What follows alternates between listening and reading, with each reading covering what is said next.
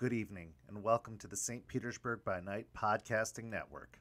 Tonight, we present to you our behind-the-scenes show, After Dark.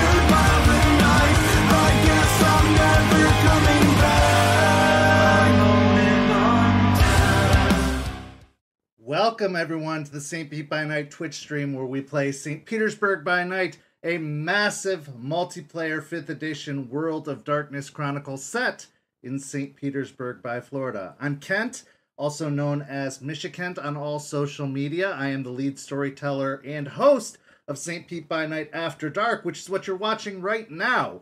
It's our behind-the-scenes kind of behind the curtain show where we talk to players, we talk to storytellers, we talk to dice makers, we talk to people all about St. Pete by Night as well as the greater World of Darkness as a whole. If you've tuned in the last few weeks, you've seen us interview some of our storytellers. You saw us discuss the Darkness Emergent event that we attended. Tonight, we have a very unique and special opportunity where we are going to be talking to some of the newer members of the St. Pete by Night community, people who have been on the server less than a year or so, less than 6 months, some of them even just over a couple of months now. They're new to the community, new to our game, and possibly a varying degree of experience within the World of Darkness. So let's take a moment to let these amazing players introduce themselves. Go ahead and take it away. Hi, my name is Nathan, and I am playing a new conflicted young Ventru on the Graveyard Shift, which hopefully you'll be able to see in some format soon.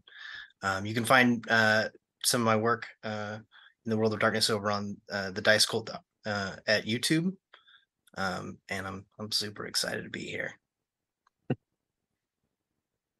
Howdy, I'm Olive. I'm actually playing in a Hunter game right now.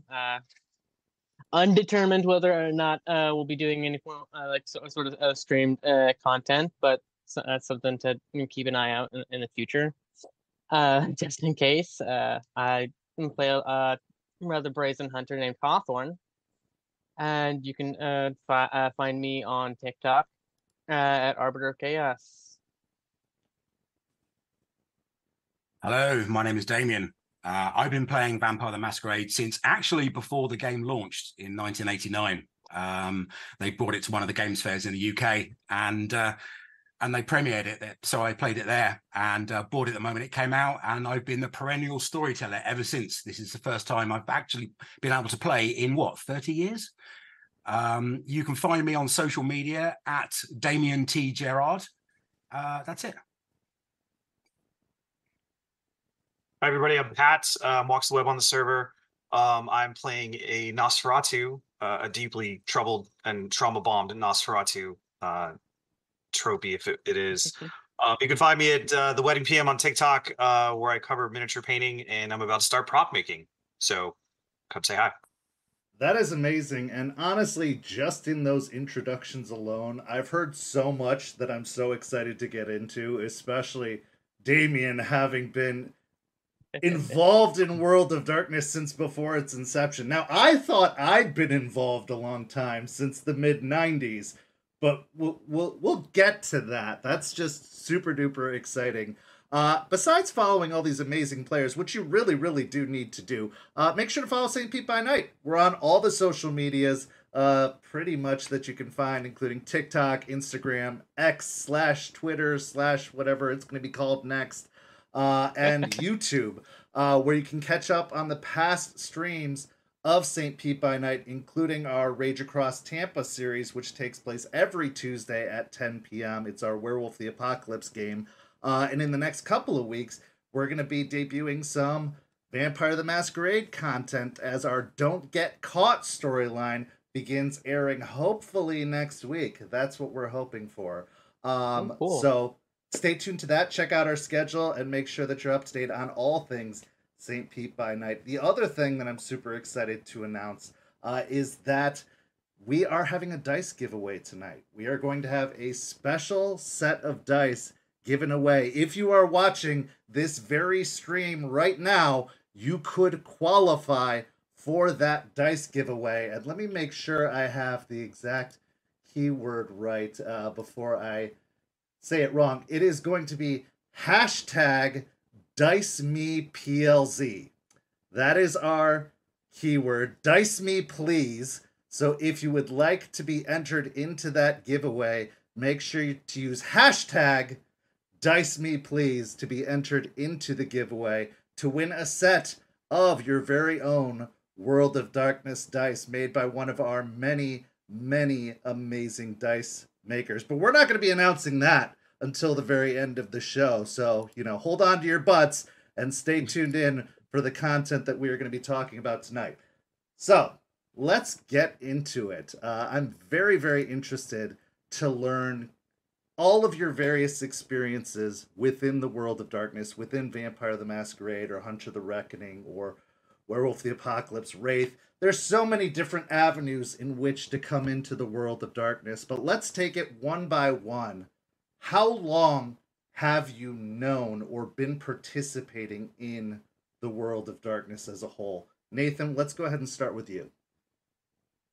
Well, so this is maybe apropos nothing, just to date myself, is I grew up in a comic book store in the mid 90s. So it was everywhere in in the mid 90s in America. So I was always just a little bit too young to play at that particular moment. And then, I think I officially became an adult, and then the game came out, Bloodlines, and I'm still in love with that. It's like almost like a yearly pilgrimage.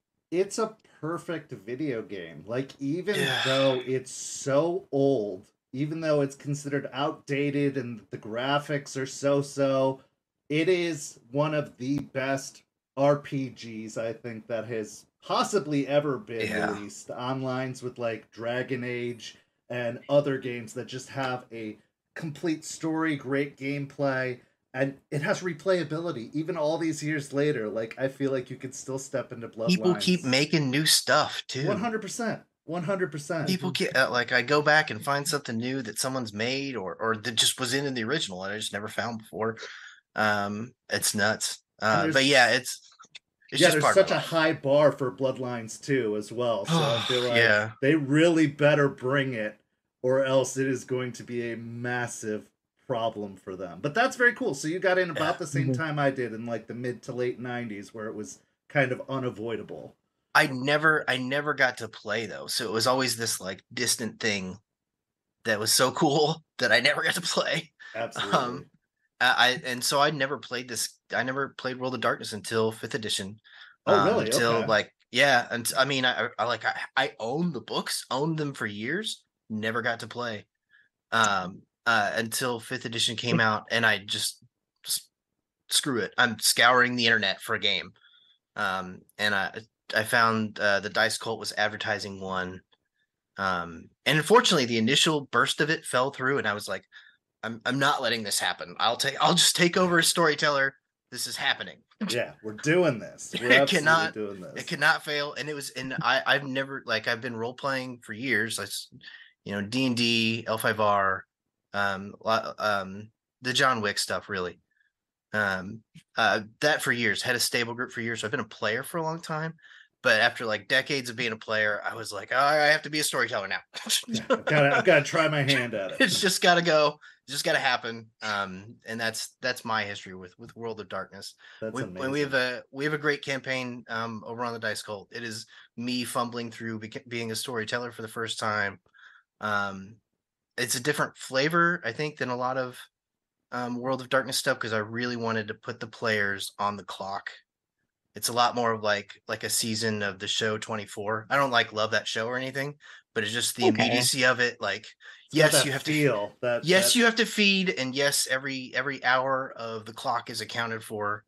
I mean, not narratively. Like I'll make time for you, like if you want to do something, but I just want you to feel the pressure of daylight and the need for blood. That's amazing. Well, I definitely recommend people go check it out. I actually got to see a preview of it myself when Nathan and that group first joined the game, and I really enjoyed it. So I definitely recommend everyone go check out the Dice Cult and see what they're doing over there. So let's transition to Olive. Olive, how long have you been involved in the World of Darkness as a whole, and when, like, what did you first hear about it, or when did you first hear about it? Let's see. I'm probably on the younger end here, and I only relatively recently got into it all. I believe it's going to be about 2 years in February. Okay. And I heard about it, some inklings of it on TikTok, and I was like, okay, this seems interesting. I want to try this out, And so I kind of did what anyone does, and like, hey, let's try and find a game, and scoured the internet. And my first server I actually joined was San Francisco By Night, which is a play-by-post server that I didn't stick around long in because I don't like play-by-post all that much. But it was very it was an interesting introduction to the World of Darkness. I started off in Vampire as one does, and I bounced around from a few different servers. I can't remember all of them, and trying to find a more like traditional like sit down and play game. And I finally found one. I was in a couple at one point. I was in an LA by Night game that I really enjoyed. Ended up having to leave that one prematurely due to my life getting in the way. And then I was also in a Chicago by Night game that kind of does what, I mean, when you run a game for long enough, chances are it's going to fizzle out, and kind of happened there. Scheduling is the ultimate bane of TTRPGs as a whole. I think everybody has experienced a point in their life or in their gaming experience where it's just like something makes the game fall apart, whether it's your own life, whether it's another player's life, the storyteller, whoever, like just it's the ultimate bane for sure. It really is.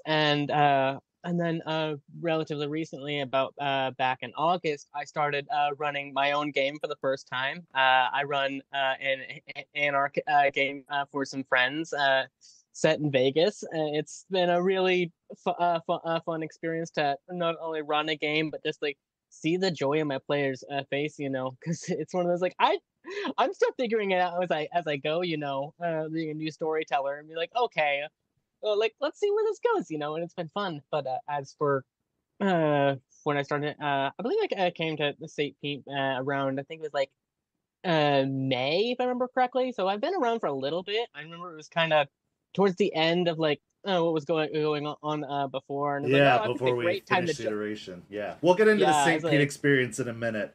But I do, that's awesome that I think everybody's trying their hands at storytelling. I think that's the only way to truly learn, is to just go for it. Like, yes, you can watch others and you can get the experience of like playing a bunch, but it's just one of those situations where you just got to jump in and try it. And there is nothing more rewarding than watching players enjoy a story you're telling. Like, that is so ultimately rewarding. And it's so cool that you've also, been doing the storyteller thing. I think that's so Cool. And we might even get into a storyteller discussion here because I think everyone has tried their hands at it at least once. Yeah. Okay. I think so. Yeah. Damien, I am going to come back to you in a second because there are going to be so many follow-up questions. So, Pat, Awesome. let's hear about your World of Darkness experience. When did you first encounter the game, and when did you really start playing and getting into it? Well, I started a lot like most of the people here in the mid-90s. My first book was not vampire, though. The first book that I ever picked up was a first edition werewolf book. Okay. So I picked that up. Luckily, I had the benefit of having parents that had absolutely no idea what role-playing games were. But my mother bought me any book that I could get my hands on because she was just happy that I was reading. So I was able to get quite a few books and quite a big collection quickly, but not really with any kind of players. I did eventually wander myself onto the internet in the mid-90s and cut my teeth in World of Darkness playing in the IRC chat rooms and the poster boards that were rampant during that time. Yeah, I see Damien's nodding. Yeah, they were rampant during that time frame. And it was the Wild West. There was barely rules. Barely anybody was keeping track of anything. And so after a while, I decided, this is interesting and it taught me a lot of lessons. I now am going to go out and find people. So I eventually gathered a large group and we consumed as much World of Darkness as we could possibly run. And Vampire, more often than not, was the last thing that I found myself into. I was mostly into Werewolf and Changeling. But I did have friends that absolutely were in love with Vampire, and I appreciated it deeply for what it was and what the setting provided. Yeah. And then I kind of off again, on again, here and there, until probably mid 2010s. I got back into it. And then the classic tale, always a bride, never a bridesmaid. I never got to play. So I have been a permanent storyteller since then, until I found myself here. And I could not be happier to have a place that I could go hide from my players, and play myself and just enjoy it. Well, I'm so excited to talk to all of you about your storytelling experiences and kind of takeaways about the process. So we're gonna do some of that. I gotta cut out some time for that because I did not know that all four of you had storyteller experience. So that's a whole amazing other discussion. So we'll get to that. To everyone watching, because we are going to launch into something very fascinating, I think, and not that it hasn't been so far.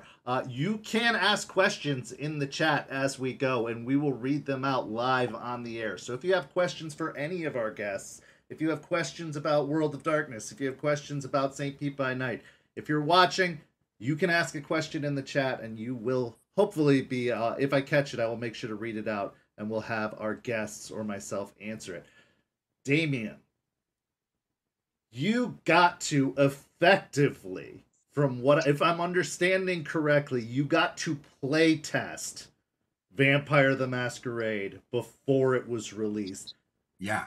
Spin me a yarn, because I am absolutely flabbergasted at the notion of this.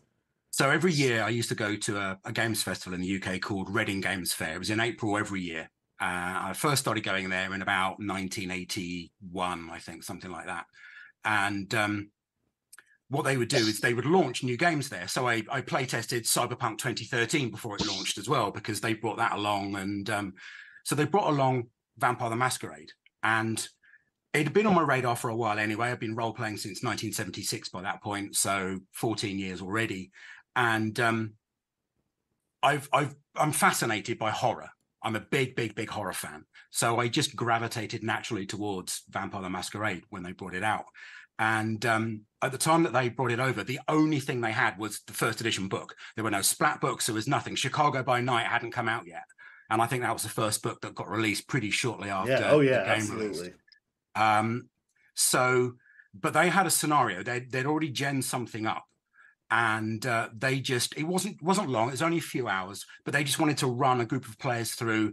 And I think what they wanted to do was break the system. They wanted us to break the system, to like min-max, to power game, just to see what we could do that they could then pare back and fix so that it wasn't just too overpowered. Now, what we didn't know at the time is that they had already factored in werewolf for the year after, and then mage for the year after that, and then changeling for the year after that, and we didn't know any of that stuff. And of course, they have to get that balance in place so that it's it's reasonable, at least, between the various different supernatural creatures. But I met Mark Reinhagen back at the time as well. And, great follow on TikTok, by the way. If you're not following Mark Reinhagen, go follow him. He is actually a very interactive TikToker. Anyway, please continue. Yeah. And I met the artist, the main artist from the vampire books, whose name completely gone out of my head.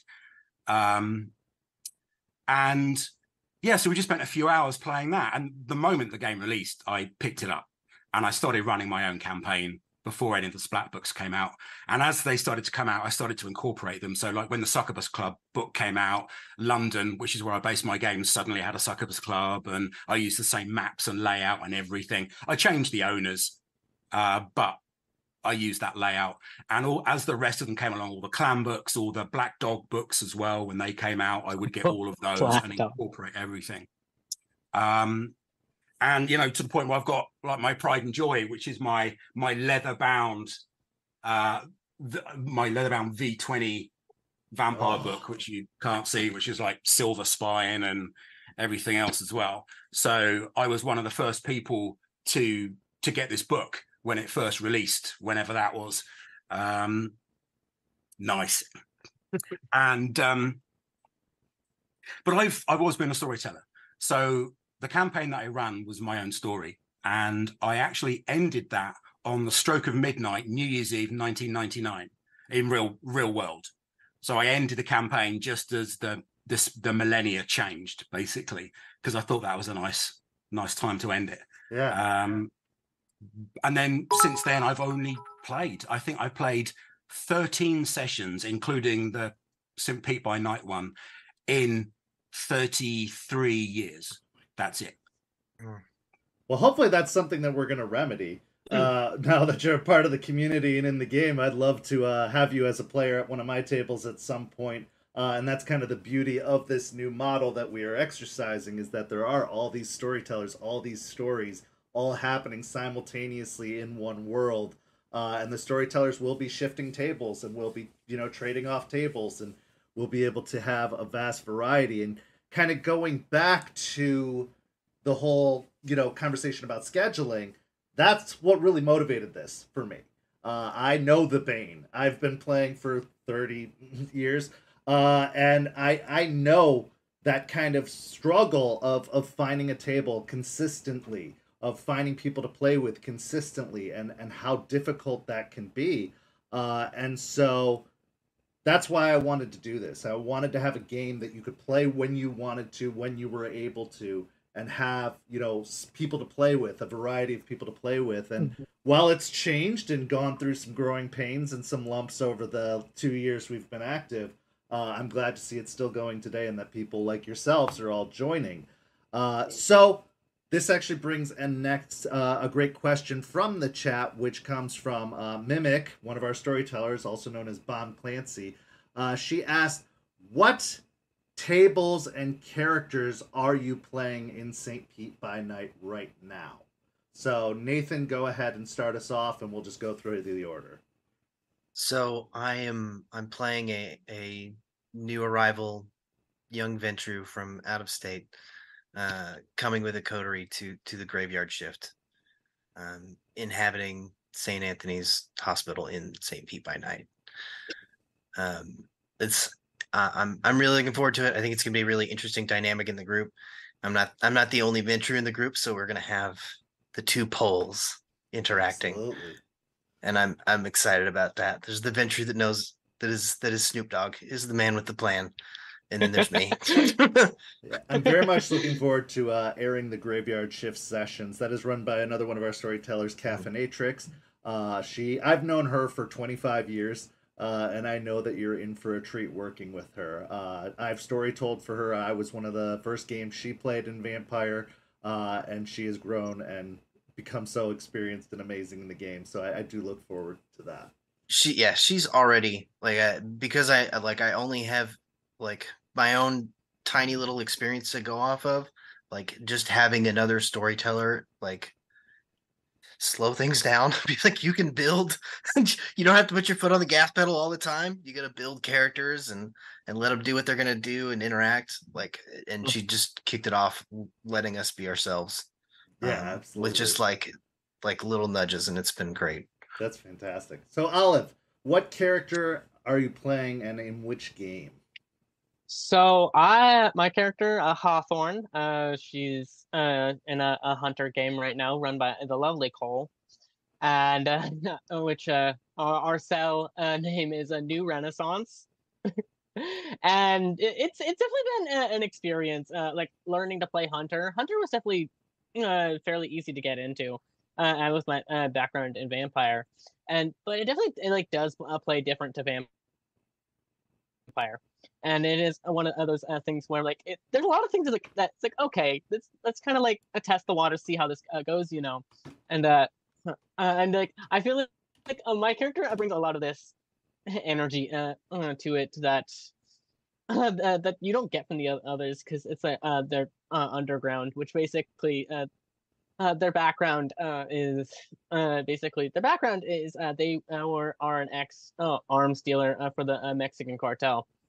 And so they kind of ended up in St. Pete just to kind of lay low for a bit, That's very interesting. The St. Pete story, especially in the first iteration, had a very interesting interaction with the Mexican cartel. So we'll see how Cole decides to interweave that and see if she draws upon that at all for the story that she's telling you. But that's fantastic. Cole, you know what? And one of the wonderful things about 5th edition, I feel, more than any edition in the past, has been the ability to kind of more easily transition settings. The kind of the change between like werewolf and vampire and hunter in the older editions caused whiplash. Like there were some similarities between them all, but there were some drastic differences as well. There was no balance between them. You couldn't have a vampire and a werewolf in the same game. But I think 5th edition has really kind of found a really good rhythm to introduce new splats and have them not be too much of a learning curve from the previous splat. So that's really cool. So you are trying Hunter for the first time in St. Pete by Night. I am, yeah, and it's definitely been a very unique experience, and I'm enjoying every minute of it. That's fantastic. Damien, same question goes to you. What character and what game are you playing in right now? So I'm in Mimic's game. I think that's called Good Girl's Blood, I think. And I'm playing a Banu Hakim corporate assassin. So I'm a lawyer, and I'm CEO, actually, of a law firm that spans the world. And so we specialize in getting people into the country, sort of immigration, as it were, as well as getting people out of the country, that sort of stuff, but also defending criminal cases as well, predominantly for the clan, admittedly, but anyone else if they're willing to pay. They're willing to pay. That's amazing. So we've also had some history with big lore-based law firms. Ballard, Anderson, and Bateman from Chicago has a presence in Tampa, so we'll be interested to see how that might cross over as well. But that's very, very cool. I love when people play the more intellectual side of Banu Hakim. Like, I think when a lot of people first come to Vampire, they often think like, well, the Banu Hakim, they're going to be the rogues or assassins. You know, they come in with that D&D mindset. Right. Of like, it's got to be this way. And so they often get very kind of stereotyped or very like put into a box. And so when we have people play who know just how deep that Banu Hakim well can go and the variety of types of characters you can make as a Banu, that makes me very excited, because I really don't want to see another assassin ninja that just kind of shows up just because they're Banu Hakim. I think there's just so much more to it. So that makes me very excited to hear that. So Pat, same question. What character and what game are you playing in? Well, I am playing in a game with our illustrious host, Dead Man's Hand. I play Levi Lansky, who is a Nosferatu. He immigrated to the country sometime around the late 40s as a young child from Poland, and his family is the Lansky family, which is a notorious Jewish mobster family. So he ended up down in Miami working some stuff for his uncle. Caught the eye of a few people because he was able to get in and get things done inside places. So the Nosferatu picked him up. It wasn't snatched out of the streets. It was a deal was made, hands were shook. I became a Nosferatu. It was very business. Established himself in Tampa recently-ish, due to the fall of Miami. So now I decided I wanted to play a character who had a backstory that brought me into the server, not knowing much because I don't, as a person, know much of the history of St. Pete. So I had myself be a recent transplant, and now he finds himself surrounded by Malkavians and Toreadors, and things are getting real weird, and he's getting real paranoid, and that's the way these games go when it comes to mysteries. I absolutely have just enjoyed that chronicle so far and enjoyed playing with you as a player. It's been kind of a story that's been in the writing since before the first iteration of this game, before the existence of St. Pete by Night. The story of Ates, the original sheriff of St. Pete by Night, and his relationship with Isabel as the prince, the Toreador prince of St. Pete by Night, and kind of the fallout of everything that happened after both of their passing, and kind of some unfinished business, as it were. So I've been really enjoying that game, and I've been absolutely thrilled to have you as a player. So the next question comes from the chat. Let me see if I can find it here. The question was, how did you join? How did you find St. Petersburg by Night, and how did you end up joining? What kind of encouraged you to join? Nathan, we'll start with you.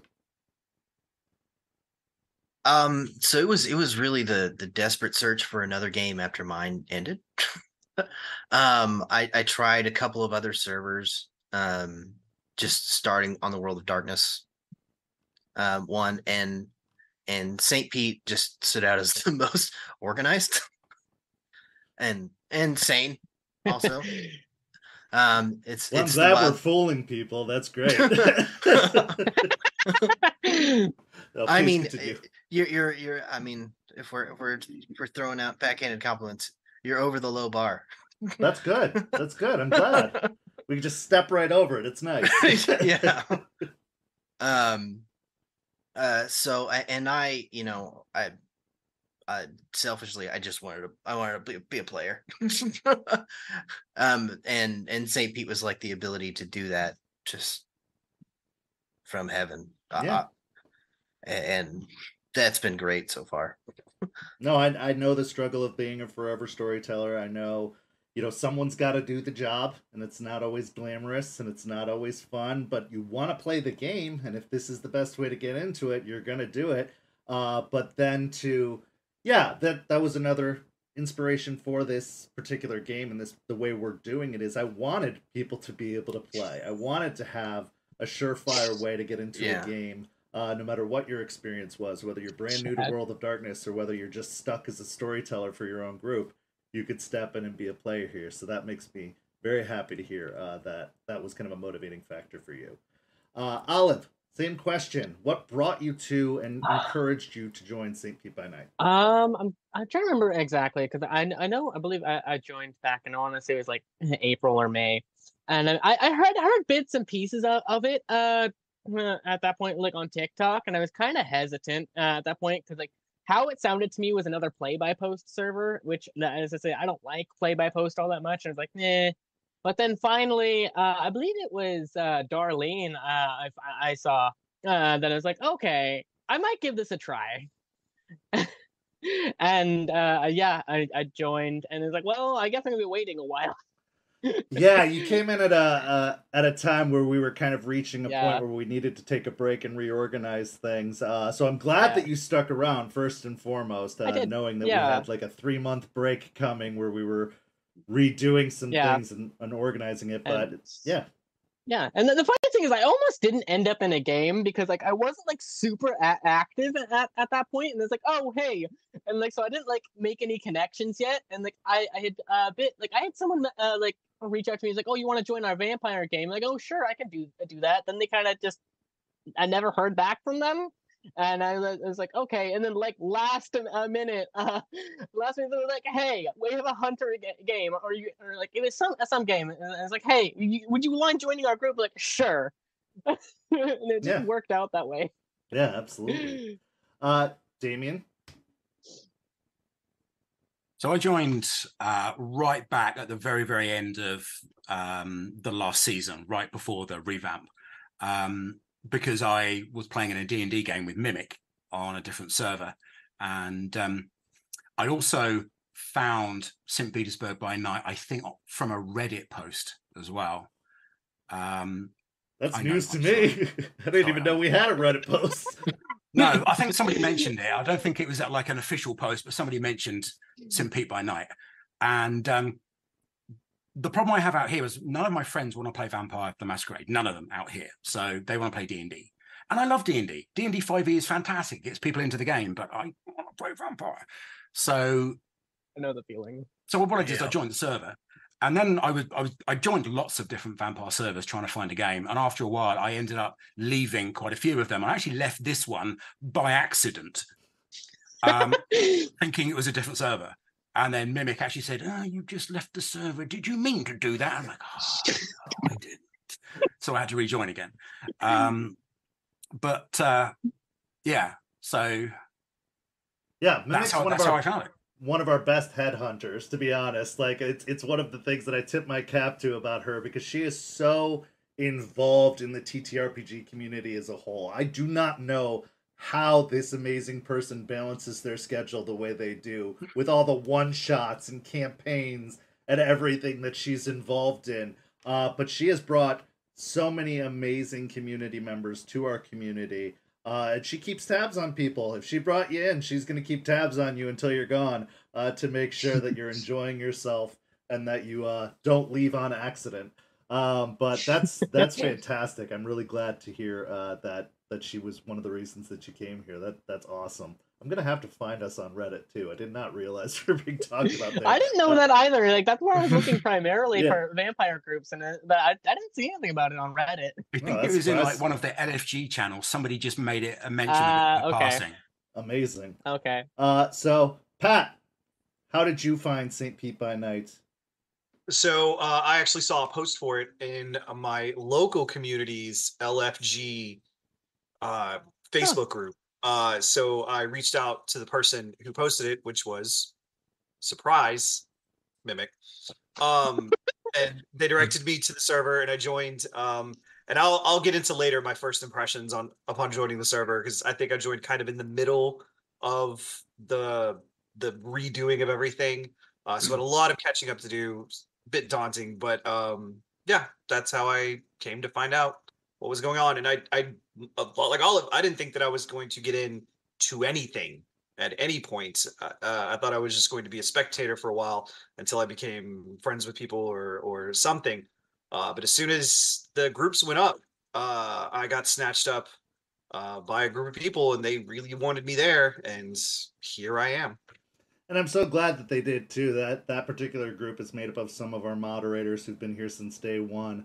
A nice variety of people in that group, and I'm really glad that they brought you in. And it's been, like I said, it's been amazing having you at the table. So my next question for all of you would be: what were your first impressions upon joining the server, good, bad, or otherwise? I mean, this has been an experiment. To say it simply, this whole thing has been an experiment that luckily has lasted 2 years and has gone through a lot of shifts and changes and growing pains, including the biggest one, which was our decision to end the original iteration of the game, to remodel it and bring it back under this new revamp, as it were. So what were your first experiences or first impressions coming into this? Nathan, we'll start with you. I learned a lot about Discord upon arriving here for the first time. Learned about beta chat, learned about threads. I don't know that that's really a problem though. I guess it's a problem if people can't figure it out. And also you can find I guess this is an actual problem, is that you find old information in places. In character creation and stuff, when you're like looking around for like how do I make a character on St. Pete by Night, you can easily run into old stuff. And that's, I mean, like your server is almost software at this point. Right? It has to be like refactored and cared for like a dying animal. Absolutely. Absolutely. I mean, wow. Yeah, it did go through, like I said, big growing pains. We did have to go through and really dig through 2 years of information from all the way back to the inception of the server.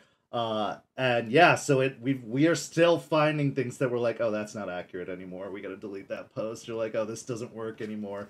And that's why it took us 3 months plus to get back up and running again, is that we did really want to find as much of that as possible and remove it. But yeah, it can be a bit overwhelming at first. And I probably joined in the I don't know, spring of this year.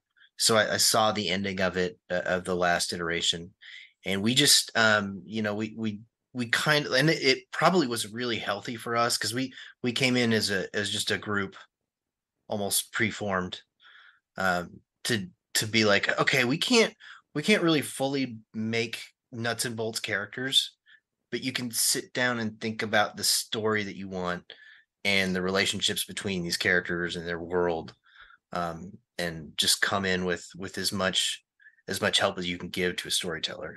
Right. Because they don't like we can all figure out how many dots in Dominate we have later. Yeah, for sure. That's the easiest part. Yeah, it's just kind of finding and creating the character concepts and how they're going to gel, and also walking into a world that is 18 months pre-established. Like, we've had, positions played by characters and players. We've had story that's been unfolding, and as a new player coming in, you have to be like, well, how much of this do I actually know? And how much don't I know? Because there's a lot that's happened here, and that can seem very intimidating at first. And also trying to make sure that what you're proposing is going to fit in the setting. And I think that's another thing to kind of overcome is this, what lore are we using here? What is canon in this particular setting versus possibly settings you've run or played in before? So I totally understand that. And it was good, because like we, in as far as our interactions with St. Pete, we tried to keep it pretty vague. And what was fun about is getting with Calf for the first time is figuring out that these ideas, like being around a hospital, they just come de facto with certain connections into St. Pete. Not like our RP connections, right? Like, there's just no way this character doesn't know you. Yeah. Yeah, absolutely. And it's cool. It's a cool way to be plugged into the world. That's 100%. A real big plus. Is like, you come in with something vague, and St. Pete can just like take it and run with it. Yeah, absolutely. And I think that's the benefit to that pre-established world, is we can say like, okay, you want to play a doctor, for example. Well, here are all the other people who played doctors previously, and they're going to be SPCs for you, or you're going to have this kind of knowledge that we could present to you because of the fact that we have developed this world that is fleshed out with hospitals and people involved in certain facets. Yeah, that's amazing. Olive, what was your first impression coming into St. Pete? So as I came in like right at the end of the previous iteration, and I'm not gonna lie, it's like I was a bit bummed out that I kind of missed out of it. It was like, oh, I'm gonna have to wait, because I was itching to play more vampire at that point, and so it's like, but like at that point, it's like I kind of just moved out in the middle of nowhere. That's a whole story, and But yeah, otherwise it's like otherwise, I mean, it was a lot of information to kind of parse through, and I was like, I'm probably not gonna necessarily need all of this at the moment, and so I wasn't super active in the server at that point, just because I mean, there was a lot going on in my life, and it was just hard to keep up with. But like finally, it's like, well, once like things were kind of smoothed over, and like my life started to die down, and I was like, okay, I was like, I can kind of get into this, and it was a very unique experience, and I wasn't entirely sure what to expect of it. But overall, like I've enjoyed the process so far, and like I found like it's fairly easy and simple, like to access, and kind of it's been streamlined quite a bit. There is one thing, however, that I will point out that Yeah, I please. didn't know. I didn't know until like we were already like well into to our game is that I didn't even know that St. Pete had a website. That's actually a rather new development. That is something that did Okay. start with the revamp. I had not Okay. intended for us to have a website at first because it was just one more thing over all the things that we had. Okay. We had been using just the Discord as our website, so to speak, for the longest time. That makes sense. Then we brought so- Kyrie, and Kyrie is a wizard. Kyrie I- is Carl magical. has spoken highly of them, and so I get it. Just that their wizard powers are amazing. Yeah, it's just every Especially with the new time dice, yeah.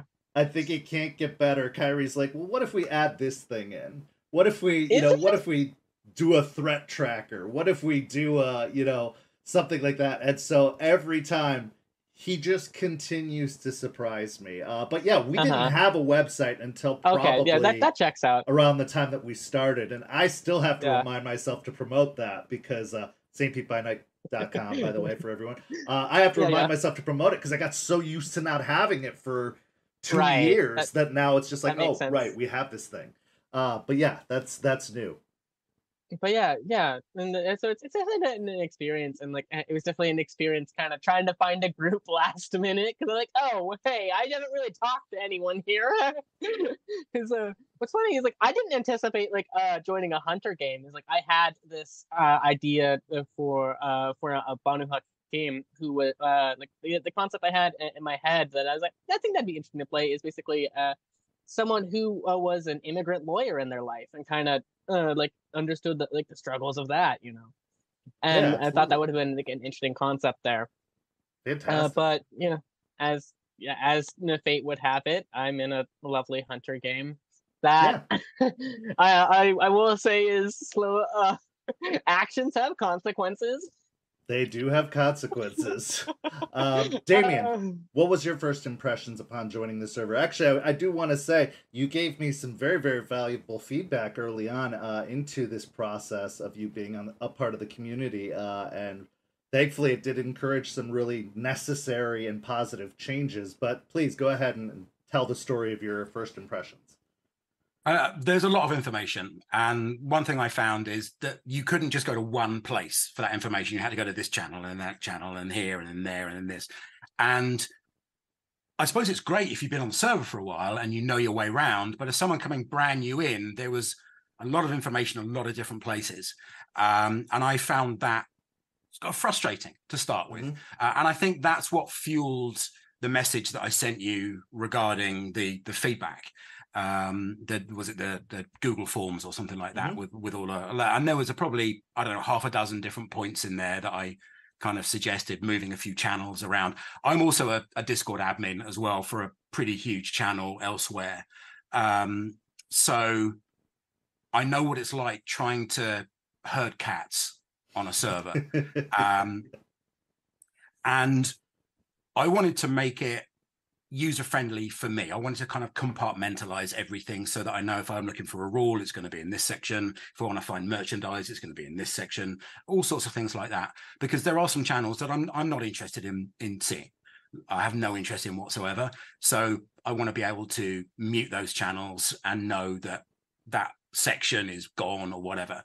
The other thing that I found frustrating actually was the suggested channels thing, which I think I've managed to get rid of now, because it would suggest me channels that I've muted, but people are using. But because people are using them, it's suggesting them to me. And it's like, well, I don't want to know about it. I don't care. I don't care what's happening on those channels. Yeah, absolutely. So I didn't want to be suggested a channel that I've muted and hidden.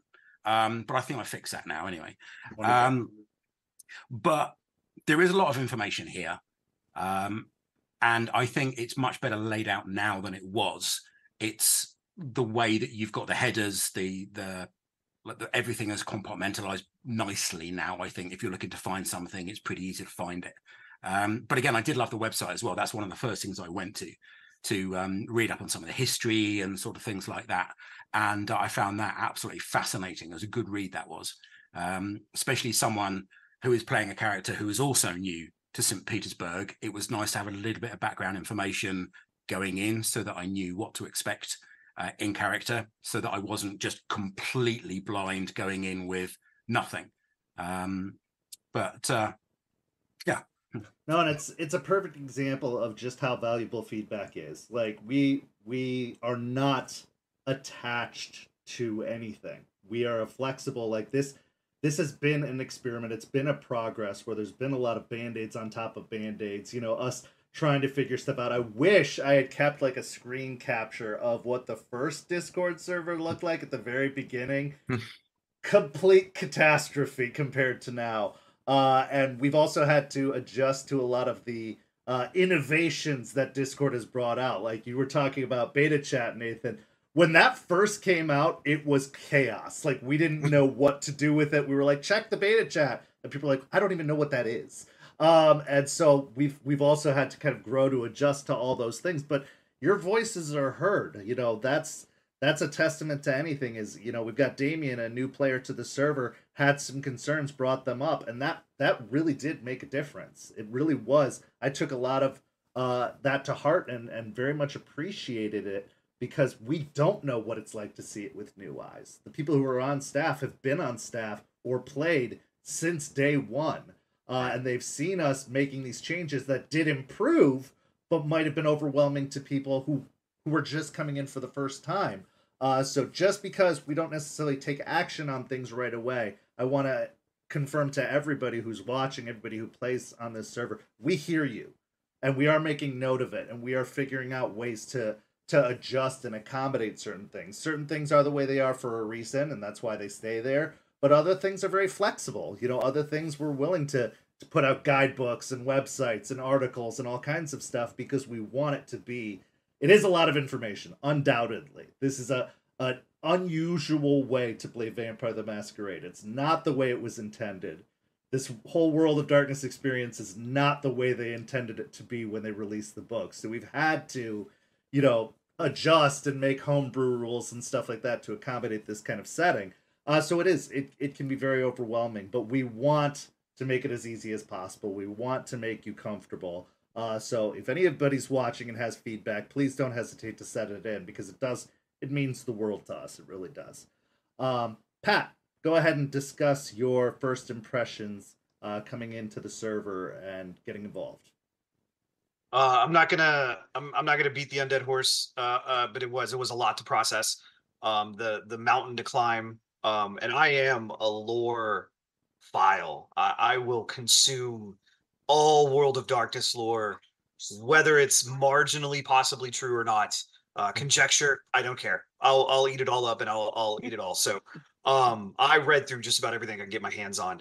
And it took me a while to get that, but we've addressed that at length.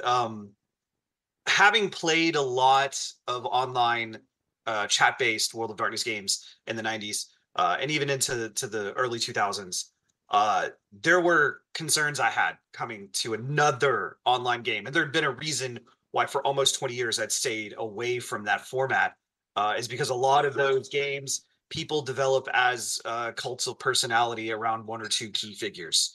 And that causes implosion, that causes drama, it causes chaos. And so when I came here, I was very quiet and I was very observant at first, and I was watching to see if I saw any of those signs. And I really didn't see any of those signs. Of course, there's some people that talk more than others. There's some people that are more active in chat than others. That's not something that's uncommon. But I didn't really notice any particular gravitas from any person that was directing everything, other than our storytellers and our moderators, which is the way it should be. But even they are not these giant figures. They don't present themselves as these infallible creatures. I play at a table with Kent, and when he says he's wrong, he admits to he's wrong. That it happens. It happens to all of us. So coming in and seeing that, I started to be a little bit more vocal, a little bit more engaging in the chat, and I met some really cool people. And like I said, I got snatched up when a game started, and there are even concepts here that I have never used in a game ever in my entire life. I submitted I wrote a wonderful backstory because everybody thinks their own backstory is amazing. Everybody loves their own. But it is amazing. It's very well done. I mathed out my character sheet and I submitted it to Burnham, and he took a look at it and he was like, "This is great. Where's your knife block?" And I'm like, "What's a knife block?" No idea. Never used it in my entire life. So he sent me a template. I'm like, wow, for a storyteller, this is useful. Okay, all right. So I mean, there's some things that I've had to learn along the way to acclimate to playing here, but overall, it's been a relatively smooth experience. Other than the absurd amount of data that you have to process to attempt to catch up. I'm still going through YouTube and Twitch and trying to watch videos just so I can know who some of these characters are and how they are, and who even plays them, because I'll know the character, but I don't know who plays that character. Yeah, absolutely. So, absolutely. Yeah. And that was another big motivator for us starting over, for us taking what we have and not throwing it away, not doing away with it, but really putting it to a close and saying, let's start over fresh. We've got a bunch of new people in the server and in the game. Let's try and have a more introductory approach. And that's why we broke it up into tables instead of, one massive world, and kind of gave people a much more accessible in. Because one thing that we were experiencing was in the more LARP style format of, everything's happening all at the same time. It could be very overwhelming. It could give a big, shock to people, or make it feel like you can't get involved because, well, the pre-established people are doing all the stuff. I'm a new person. How do I, it's intimidating. And so we wanted to say, like, hey, you can have your own story with your own storyteller, with your group of friends or new people, might meet new friends, and you can establish these connections to come in to the greater world and not feel so alone, not feel like an island, amongst all these people. And so that was a big motivator for it. But yeah, it's a lot of information. And the beauty of it, again, in the new iteration, you don't need to know any of it. You really don't. Like, realistically, unless you want to be from here, you can be someone who just arrived, who has no knowledge of anything that came before, and you can learn it the old-fashioned way of getting established and, learning through playing. And that's really great. And this question, by the way, came from Krazaz, who I did not give a shout out to. He was the one who asked this specific question.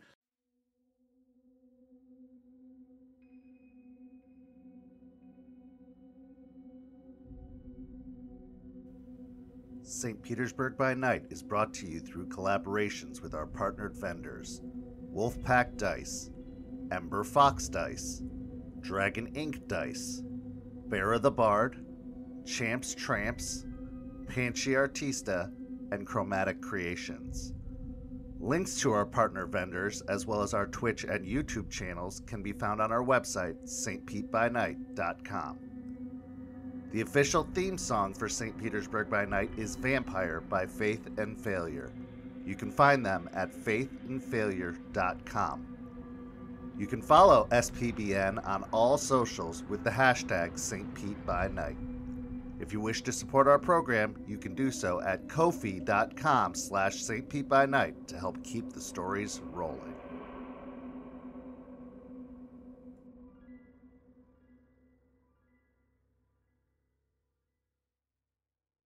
Now I've got a question from Zombie Broccoli, who is a new follower to the channel. Having been an ST, how does that change your approach going in as a player now? So a lot of you have been either forever STs coming into this, or, had just dabbled and tried your hand at STing. How did that kind of affect or change your perspective when coming to make a character in your games now? Nathan, we'll start with you. First and foremost, I've had storytellers in other games for a decade and a half, and after doing it for the first time, like I told them how sorry I was. I had no idea how much work they were putting into the product that I'd been enjoying for like a decade and a half. I've had really stable non-World of Darkness groups in other tabletop games, and they put on just so much work, and it's made me bite on hooks. It's made me not waste a single hook. That's what I would say is the biggest difference between pre Nathan Storyteller and post Nathan Storyteller is I'm actively thinking about like what is being thrown at me. So it might even be a little metagamey, honestly, but I don't care. We're not wasting story. You gain an understanding that nothing's put out there for no reason. So if they're presenting you with a certain piece of information or a certain interaction, there's probably more to it than it might appear on the surface, and so you kind of want to jump on those things because you're like, why did they mention this particular person in the crowd? Like, why did they describe this individual? There's got to be a reason. I just don't want to waste any story. I just don't want to waste any of it. Like it all took time, it all took work, and like we could make it cool together. 100%. Like even if maybe I don't think so in the beginning, like it will become cool. Very cool. Olive, how has it affected your coming into being a player now that you've had some storyteller experience? So I will say is definitely it gives you a unique appreciation for the work and that goes into running a game. And just being on a player side and like running a game as well is like often like as players, I think we often like don't realize just how much time and effort goes into preparing for a session, like running a long-term game. And I think being able to like appreciate that and kind of like sit with that and be like, okay, like this is a deep world, and like have that understanding that like a lot of work went into it, and I think also it gives you like a unique perspective as well, and kind of because I also just like watch a lot of advice for running games and players, and one thing is like that I take to my heart like in both storytelling and playing is just so much. It's I'm blanking, sorry. That's okay. It's do the stupid thing and justify it later. Interesting. Okay. Yeah, and I mean to elaborate on that is it's very much a sometimes like especially like as a storyteller, like you can sometimes like kind of get stuck in your own head a little bit, and kind of like okay, like it has to things have to like play out a certain way or whatever, and I'm kind of seeing that from the flip side and being able to be like, okay, let's just kind of see where this goes, and find a justification for it later, because sometimes like it's in those moments you find the best stories. Yeah, absolutely. I've found that storytellers and dungeon masters, whenever I run a game for them, they're going to be some of the biggest chaos goblins in the group. Like, they're going to be the ones to just do all the things they can't do as a storyteller. All those things that they really push the boundaries, and I'm guilty of it myself. Like I'm a Malkavian main, as you can tell, and I am all about really pushing the boundaries and asking the very unusual questions, because sometimes those are the questions I wish were asked of me when I was running stories. Like I think about these unusual concepts, but they never come into play because the players aren't asking the questions or trying the things or pulling the kind of rogue moves that could lead to that kind of information. And so I think as a player, once you actually get that opportunity, you're going to push the button. If there's a button on the wall, you're going to push the button, because just like Nathan was saying, they put that button there for a reason. If that button's there, you need to know what it does, because it does something. And so yeah, you really do push the boundaries on that. Yeah. Yeah, I can definitely like pushing buttons. Just to ask Cole about how our last session went. Absolutely. So, Damien, same question. Now, you have a very interesting perspective because you were running the game upon its iteration, upon its creation. But, like, as a general concept, you know, coming to it with the eyes of a storyteller or a dungeon master or anything like that, how does that affect the way you enter into a game as a player? Right, Pat, I'm a huge lore hound. I've run games that have covered the whole Tremere Sorlot thing, going through to the Convention of Thorns, like everything. Wow. I've run all of those. And one thing I've learned over all of the years is when you want to create a character, you want to create a character that is flawed, not perfect. You want to actually give the storyteller reasons and ways to tool you over because it's more interesting. 100%. If your character can see and do everything and they're a jack of all trades and they're perfect, it's kind of boring.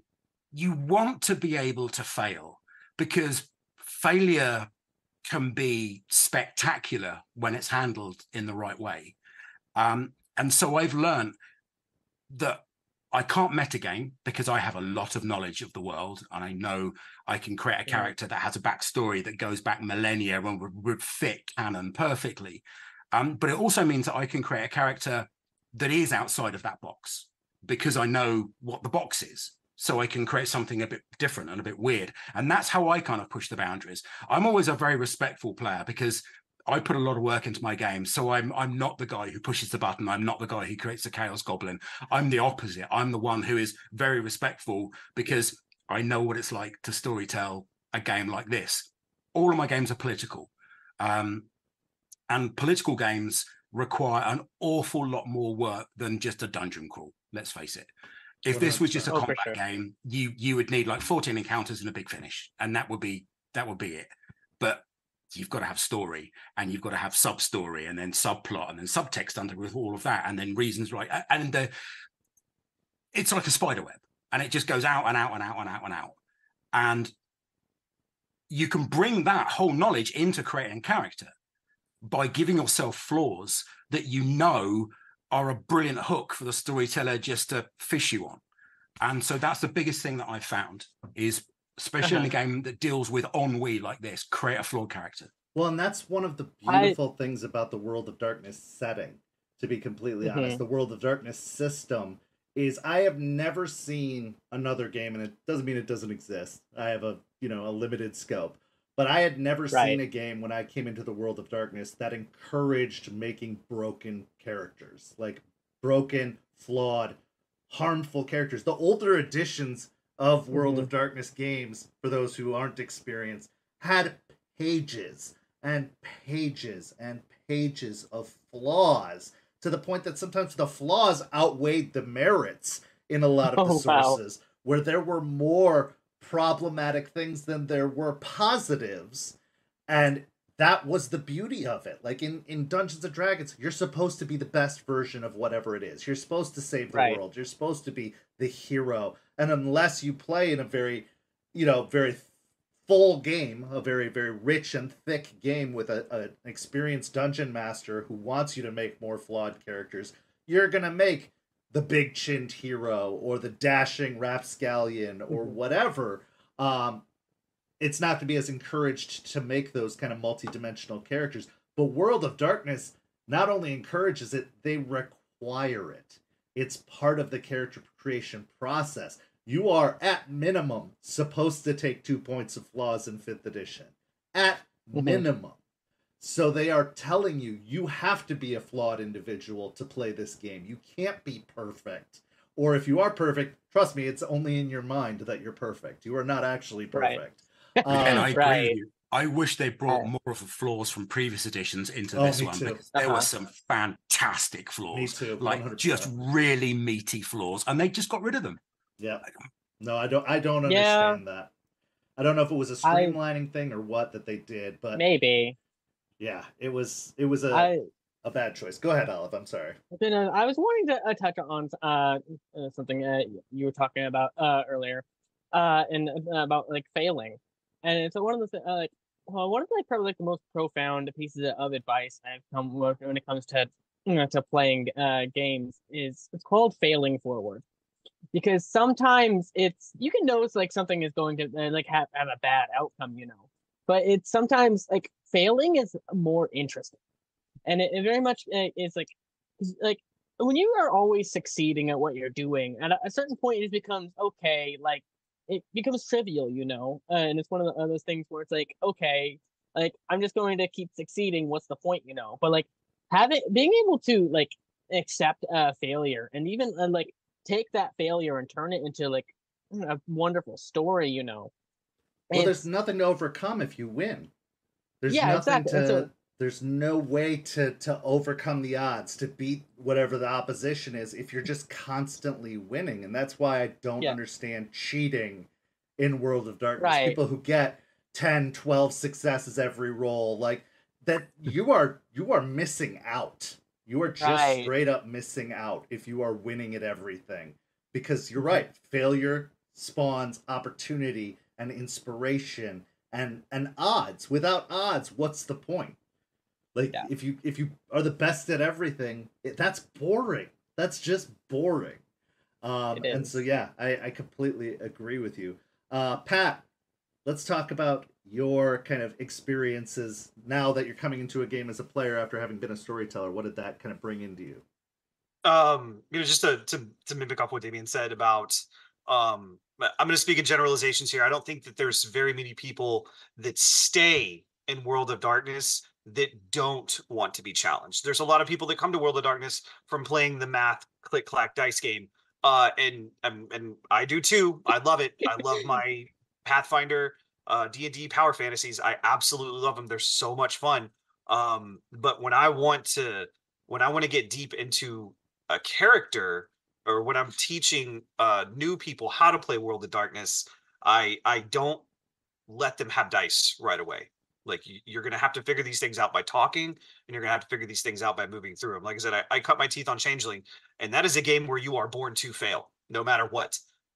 You are staring down the end, and it tells you that from the very beginning. It does not make any misconceptions about it. You are going to not be what you are one day, and you're going to forget everything magical that exists in this world, and you're going to be normal, and that's your fate. So now go deal with that. And World of Darkness, for me, and especially because I've brought a ton of new players in, um, I've had some that genuinely loved it, and I've had some that had to kind of find their particular flavor of it. Some love vampire, some love mage, some love werewolf, but overall, those themes exist across all those genres of challenge. There Mm-hmm. has to be challenge. If there's not a challenge, it's like we said, it's boring. There's nothing interesting going on there.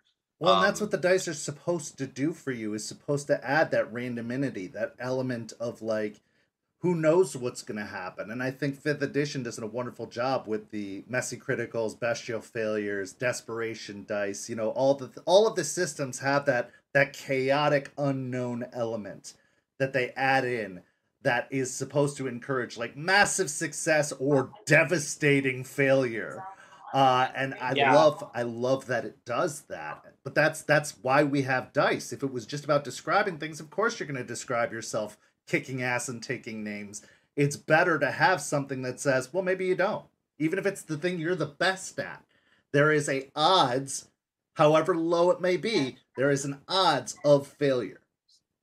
Yeah, and with whether it's the blood system or the rage system or the threat system in Hunter, there is always going to be something looming over your head, whether you're rolling dice or not. Man, if I roll these dice, I have real high hunger right now, or do I want to risk this because I don't have a lot of rage right now, or do we even want to do this because everybody in the universe is watching us on closed circuit television right now? We don't want to do this. Right. So there's always a threat looming, and that just makes things more interesting to me. Well, and this is a great transitioning point to what I want to talk about next, which is the World of Darkness system. What are your favorite parts? What do you think could change? What do you think that, is best about the older editions for those of you who are experienced with the older editions versus the new. But we're going to get to that in just a second. I want to talk about briefly our dice giveaway that we're doing tonight. We have multiple amazing vendors who sponsor St. Pete by Night in a variety of ways, offering their services. And so we are doing a dice giveaway tonight on this very stream. If you use the hashtag DiceMePLZ, Dice Me Please, in the chat, you will be entered to win a set of dice that we will give away at the end of the stream. So if you haven't done it yet, or if you want to save it till the very end, use hashtag DiceMePlease in the Twitch chat to be entered into that drawing for a set of dice. But let's talk about World of Darkness. Let's get into it. The system itself. Let's talk about the system, the lore, the settings versus other games. So versus your D&D, versus your, Call of Cthulhu. What is it that really drew you specifically to the World of Darkness? What about Vampire the Masquerade versus, other games of horror like a Call of Cthulhu or a Monster of the Week? What was it about World of Darkness that called to you? Nathan, we'll start with you. Just so the first time I fell in love with the World of Darkness is definitely Bloodlines the game, and it is the way that game and that storytelling is able to dance back and forth between hilarious comedy and awful horror and tragedy. The juxtaposition of the horror of the World of Darkness, like in Vampire or Werewolf or those systems, and our absolutely ridiculous modern world. Mm-hmm. Those two things colliding and being two sides of the same coin is storytelling magic. Oh, 100%. 100%. And as a storyteller, like having, like, if you've lived in a city or a metroplex for a long time, World of Darkness gives you the easiest in to storytelling you're ever going to get. Because if you've lived in a metroplex for a long time, you think, oh, where is that? And the first kernel happens, right? Like you have this first little nugget of information that you can spin up and put things on top of it. Like how would the kindred that are there use this area? Oh, yeah, absolutely. I mean, what world do we know better than the world we live in? Right. What world are we going to know the intricate ins and outs of than the world we live in? And that's not to say that World of Darkness doesn't leave room for imagination. It very much does. Like, you do have to kind of put on, your creative hat, so to speak, to play, because you have to not just look at the world we live in, you have to imagine that there's a world beneath the world we live in, that there's another layer that it goes. And I'm sure we've all thought about, like, secret organizations, Skull and Bones, or that kind of thing. This takes that and kind of puts some context to it and puts some more depth to that idea of secret societies and kind of how would they exist in our world. And I'm 100% with you. Like, I was in San Antonio just a month ago, and while I was walking, I was like, that's where the Thin Bloods are brewing right now. That's where they are, right there. There's that broken down warehouse. That's where they're at. And you really do start to see the world through a completely different lens. Like, you do think about that. When I moved to St. Petersburg, which is where I live, which is why the game is based here, I thought, this is a Toreador town. It is. They've got art. They've got culture downtown. Like, I could tell that the setting shaped itself from my experience in the World of Darkness. And so I was able to say, this is the perfect setting for a vampire game. This is where everything is and who owns what and who's controlling what. And I think that's just a beautiful thing. Whereas, like, with D&D or other games where it's in these fictional settings, yes, that can be fun, if you have the brain for it, if you have the ability to think, okay, I'm in a dungeon fighting orcs, I'm picturing all this, but it's gonna be slightly skewed from what each individual person is thinking. Whereas here, you could do Google Street View and find what building you're raiding at this particular moment. You can all have the same picture. Everybody knows what a highway looks like. Everybody knows what cars look like. Like, everybody knows all of these things. There's not a lot of required imagination, and I think that makes it all the more immersive. The fact that you know what it's like to be standing at a gas station pumping gas, and what if, you know, a jeep full of hunters rolled up and you're a kindred sitting there pumping gas. You could probably put yourself in that mindset versus, okay, I'm standing on the Palisades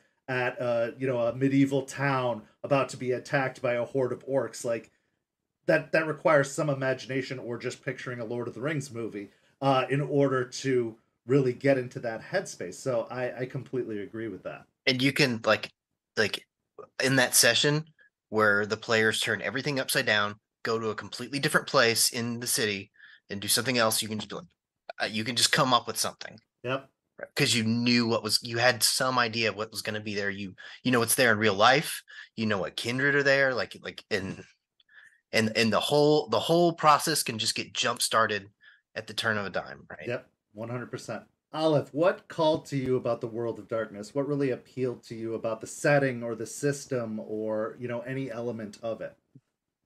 So one thing for me is I very much like I've played my fair share of other TTRPGs, but my start was D&D. Thing about like D&D is it's kind of rigid when you actually look at it, and but it's a power game, and I realized, like, after playing D&D for so long, is like that's not necessarily like the kind of game I want to play. And like I've branched into a few different systems, and like I like different systems for different things, but the World of Darkness as a whole was the first one to really capture that spark of like when I first got into D&D. And I think for me, like what it was is, and like as you put it, is like it is a world like ours, and so it's easy to like envision yourself in. And I think there's also like so much like lore to it, but like it doesn't necessarily feel overbearing, and like, you don't necessarily need to know all the lore. And I think it manages to blend that in naturally, and and it really influences the mechanics as well. And it's not a super crunchy system by any means. Like that was a huge thing for me, because like I don't necessarily like super crunchy systems. Mm-hmm. No, I mean they serve their purpose, but it's one of those things where like at the end of the day, it's like I like simple systems where the mechanics don't necessarily get in the way of telling a story. Right. And I think World of Darkness does that really well. And like everything is fairly simple, and there's not a whole lot of things you need to keep track of necessarily in terms of mechanics. Everything you're keeping track of is going to be more so like story wise. And for me, like I found it was a really easy system to get into, to start running, and I felt very comfortable running a game. Yeah. Because it's like, okay, I can definitely like see like envision this, and it's like, okay, like whereas like running other games, you have to kind of like have a different this mindset as you explained it. Whereas this is okay, it's basically like the world we live in. And like essentially, like for the game I run is like it's an Anarch game in Vegas. Which the one thing immediately I chose Vegas because Vegas is such an iconic city, and it's one of those things everyone knows about Vegas. And the one thing I immediately went to with is, okay, this is an Anarch game, but this city is run by the Torrid. They own this city. And Sure. it was fun to kind of build that, and kind of like have that basis, and be like, okay, I'm not just starting from scratch, Well, and I think you can pick up and play the World of Darkness a lot easier than you can other games, because you can just be like, okay, you are, and I'm sure everybody's run this game in some iteration or another, but you're yourself. You are playing yourself right now, and this thing happens. You know the town. You know, if you're with your friends who are all local, you know the town, you know the ins and outs. You can just pick up and play a World of Darkness Chronicle, whereas I feel like with a D&D Chronicle or something like that, you really have to put in a lot of thought into like the world layout. Unless you know a setting like Eberron or Forgotten Realms or something really, really well, you really have to do a lot more research. Whereas with World of Darkness, you can just kind of pick up and go. And I agree with you about it not being crunchy. That's what appealed to me about it, was the fact that it was called a storytelling system, which was kind of a new concept of like, oh, the influence is the story. It's not about the dungeon. It's not about the encounters. It's not about the mechanics. It's about the story, and all these mechanics that they do implement are simply to help support the telling of that story. So I think that's very, very, very valid. Damien, how about you? What really called to you about the World of Darkness, especially since it was not even a thing when you first discovered it? It didn't have the popularity of the 90s or 30 years to back it. So, I mean, I started off with basic red box D&D, and I went through various different iterations of that up until AD&D, first and second edition AD&D, predominantly first edition. Now, first edition AD&D was crunchy. It's a horrible system. You know, you roll dice high, but you have the armor class low, and you with THACO and all that sort of rubbish. So it was a really crunchy system. And on top of that, it was in a fantasy world. So you had to have the crunch of the system as well as remembering you're in a different world, which made it a lot more complicated. So what appealed to me was the fact that this was set in our world. It wasn't like, whereas Cthulhu is set in our world as well, it's set, you know, 1920s or 89 if you did Play by Gaslight. There was a Cthulhu Now version, but it was kind of watered down and not very good, and so on. I also came from the West End Games Star Wars D6 system, Shadowrun D6 system as well, and you just use all of these dice. And the World of Darkness was just using D10s instead of D6s. And so I thought, well, that's kind of interesting. And what really appealed to me when it started to take off was all of the systems use that same dice. Even Exalted, which is, I love Exalted. Exalted is one of my favorite systems. And but it's all the same. So Mage uses the same system. Werewolf uses the same system. It's all D10s. And it made it really easy. You don't have to learn a new dice system, but you can play a new game. Yes, I know there are things like GURPS and so on and so forth, but, you know, GURPS is a shell that you, like, a system that you put a shell on. Whereas this was a world. I used to get friends when they would go away to other countries to bring back maps, physical maps of the cities they were in, because this internet didn't exist back then. You know, home computers didn't exist back then. You know, everything was on paper. Right. So I would have a physical map, and that is what I would use if I needed to base something in that world, in that city, because it's real. You know what a gas station looks like, so you can visualize that. If I can say this is a street in Germany, you've got a pretty good idea of what it's going to look like if I can describe it, whereas it's a lot harder to do that in D&D or something like that. 100%. So it made it easier to tell stories. I ran a 4-year campaign in World of Darkness that didn't use dice. No dice whatsoever. None. Not one dice was rolled in that entire game. It was a collaborative story between me and the players. That's all it was. And they screwed up, but everything was done consensually. So I didn't foist stuff on them. They agreed when they would screw up and when they wouldn't, you know, not by committee, but it was all just done because we wanted to tell a story, not roll dice and see what the outcome was. And I ran an entire campaign 4 years just without dice because it's a story, and that's what drew me to it, telling stories. I've always been a storyteller. Yeah, absolutely. No, and I think that's 100% true. And I think that now more than ever is a great time to get into the World of Darkness, because you don't have to live in the city that the game takes place in to have a street view of it, to have pages on pages on pages of information about the city. Like when it was on paper, like unless you went to the library and like looked up books, if you were playing a game in Saskatchewan, like you probably had a pretty limited knowledge about Saskatchewan. But now you could theoretically become an expert with just a few good Google searches. Like you could learn so much about it. And that is the beauty of playing in the world, in a world we live in the World of Darkness, in the real world, because there's so much information. There's just so much, and it's at your fingertips now more than ever. And you might learn something that you can take with you into your real life. Like me knowing the AC of orcs isn't going to help me when I go out into the real world, but me traveling to a city that I played a game in, I'll know places I want to check out because of the game as my context. Like, oh, we went to this bar that really exists. I have to see it for myself now. I have to. Like Point- yeah, go ahead. Point in case is like one of my original vampire campaign revolved around the Knights Templar. So I became an expert on the Knights Templar.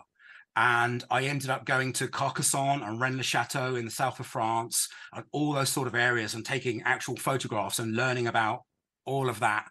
And but the good thing about it is, and I got to touch on something that Nathan said, which is 100% correct, in as much as if you know the world, you can wing it a lot easier than anything else. If the players throw you a curveball, which, let's face it, there's an old idiom, the plot never survives contact with the players, you can just throw something in. They never know that you're winging it because you know the world, because you're living in it. Yep, 100%. 100%.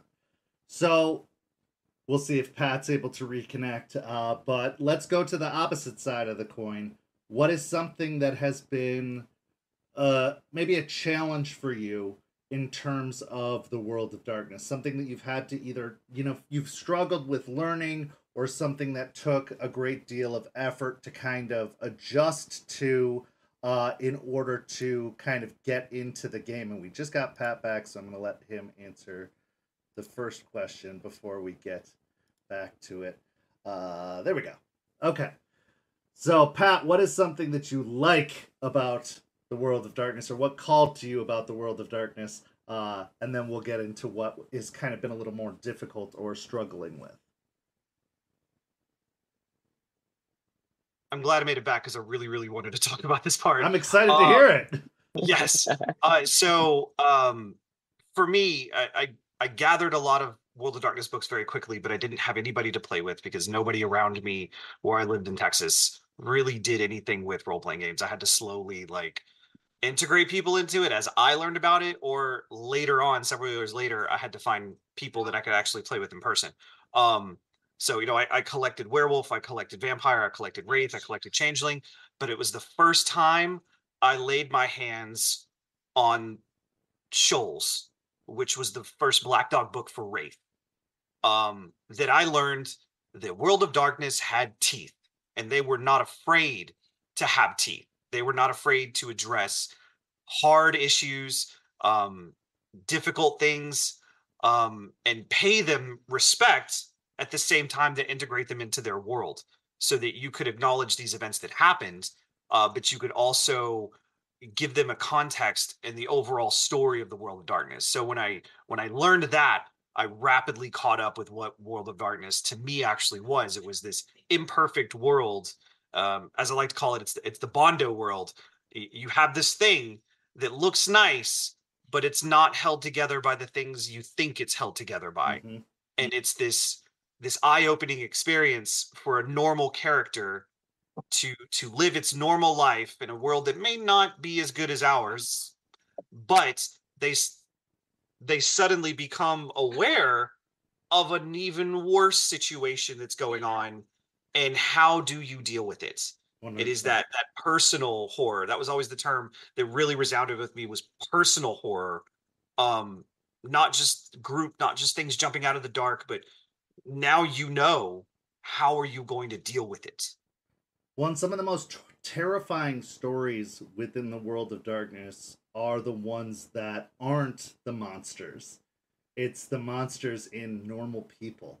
It's the monsters in society. It's the monsters. I mean, World of Darkness, there's no holds barred in World of Darkness. Like, you can look through the history. There's no subject that they don't touch on, which has caused it to be somewhat problematic in some people's views, going back to some of the older material with fresh eyes, with this new, this new era of understanding and stuff. You can look back and say, like, oh, maybe that was a little iffy at the time.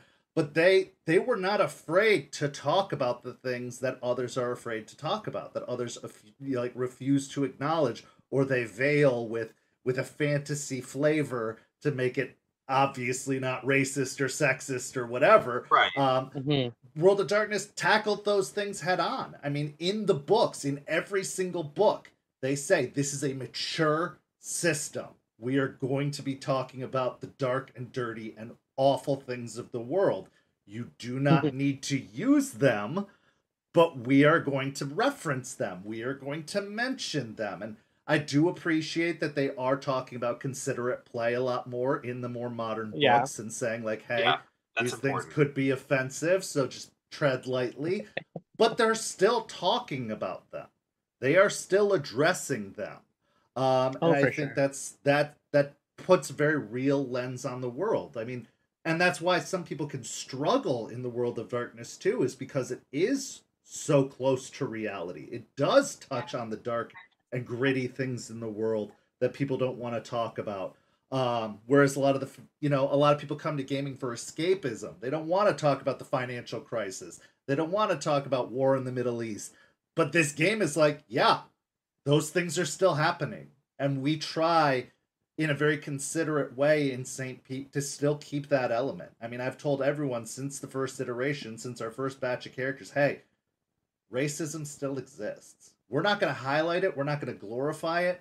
Like you're in the dirty South. You're in Florida. Like you're going to be alluded to certain things that might be uncomfortable, but I think it's a disservice to the world, to the setting, to just ignore those things. And so I agree with you. Like they did talk about World War II and have how it was incorporated into the world of darkness. They did talk about, the war in the Middle East and the financial crises incorporated into the world of darkness. Like it was very, very real. And I think that's what made it easy to kind of understand and attach to, is because these are talking about real world events from our world in their world and how it impacted their world or how their world impacted it. And I remember when the New York by Night book, the second edition of it was published, there was an entire forward page involving 9/11. Yep. And how they acknowledge, but they were not going to set this book in a setting that involved that event. Like they were always so transparent and so crystal clear on their stances. It just made it easier to work with that source material. And again, they made mistakes. World of Darkness made its fair share of mistakes. And to anybody who is new to the World of Darkness and is starting to deep dive into those things, a couple of points I want to make. It is inappropriate in today's context, in today's lens. Keep in mind that these things were written 20 years ago, some of these things. These things were written 30 years ago in a very different society, in a very different world. I don't think... I truly believe, which is why I stay involved with the system and with the setting and the company and everything, they never intended to offend people, to disrespect people. That was never the motivation behind it. They just weren't as informed, or they weren't as, up to date. They didn't have the kind of cultural awareness and stuff we have now. And I think that they have corrected the ship as they've gone, as they've learned, as we all have, as any of us who just hit 40, myself, we've had to like make adjustments and accommodations and learn new ways of behavior and things. But be careful. If you are new to the game, be careful. When you start looking into older books, when you check out PDFs from 1997 or whatever, you're going to see some things that at first might turn you off from the game. But let me assure you that it's not their intention or motivation for that to have been the case. It was just a different world. It's like going back and watching a movie from the 40s and wondering why, certain things are happening. It was a different world. They were using the lens of the time. But since we're talking about the mistakes of the World of Darkness and, some of the dirtier kind of mishaps, let's go back to the question of what was some of the biggest challenges for you, or some things that you've had to kind of adjust in order to indulge in and participate in the World of Darkness. Nathan, let's start with you. I'll say something a little bit more lighthearted, because I actually don't have a whole lot of complaints other than this one. In V5, for some reason, Thin Bloods are better at blood magic than Tremere, and that hurts me to this day. I don't want to live in this world. That hurts me. So I will say, I do think that's wild. I do think that Tremere are overrated. In general, I will be that guy. I know I will be that guy. But I think they got dealt a bad hand in V5. Like with a little bit. They got a lot. They got too much in the older editions. Yeah. They were overpowered in the Yes. older editions because they kept Yes. adding Yeah. paths and abilities and all this shit. But they got I know a how really, we got here. they got a really bad Yeah. hand And in then they're like, you know V5. what? Just for that, here's the here's the They got follow dealt a beyond. really bad hand in V5, and I It's think just- they yeah. tried to make up with it with the Blood Sigils book, but I think they fell short. I think that they Yeah. still needed more for the Tremere than they have, because the Mhm. Tremere were the magic, and Thin Bloods definitely were a big focus of 5th edition, I think, because they're trying to veer Yeah. away from the old vampires. They're trying to veer Yeah. away from the elders. Mhm. The mechanics don't even let you start above 10th generation. Like, And they I don't. like- Yeah. I like the focus on young vampires. I Yes. love that. Me too. That is one Love thing that. like, I do like.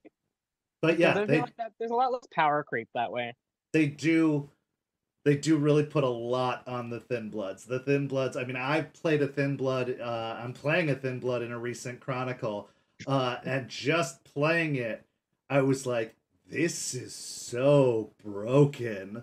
Like, I am whooping people's ass that should be able to beat me inherently, but because of all the creative solutions they gave Thin Bloods, because of all the different, formulae and the ability to adapt disciplines, whatever discipline you're looking Right. for at any given time, like it is crunchy to play a Thin Blood, and they have a lot of advantages that Tremere do not. So I will agree with that. I had Tremere villains in my campaign, and I had to convert Mind's Eye Theater to make them even be villains. Yeah. To 5th edition. I just couldn't. I couldn't be a villain with the tools I was given. No, absolutely. Olive, what have you kind of been adjusting to, or what did you find when you first got into the world of darkness was like kind of a head spin for you in terms of I think- a D&D background? I think for me at least, coming from D&D, like D&D very much is, well, it's may not necessarily be a game you can just pick up and play as easily as a World of Darkness game. I think in terms of character creation, the one thing I found to be a challenge is how Vampire tends to be very front heavy, and so in terms of like learning the system, it can be a bit daunting because there's a lot of stuff you don't necessarily understand, and it's like and especially like how like Vampire, especially the book is not the most well organized.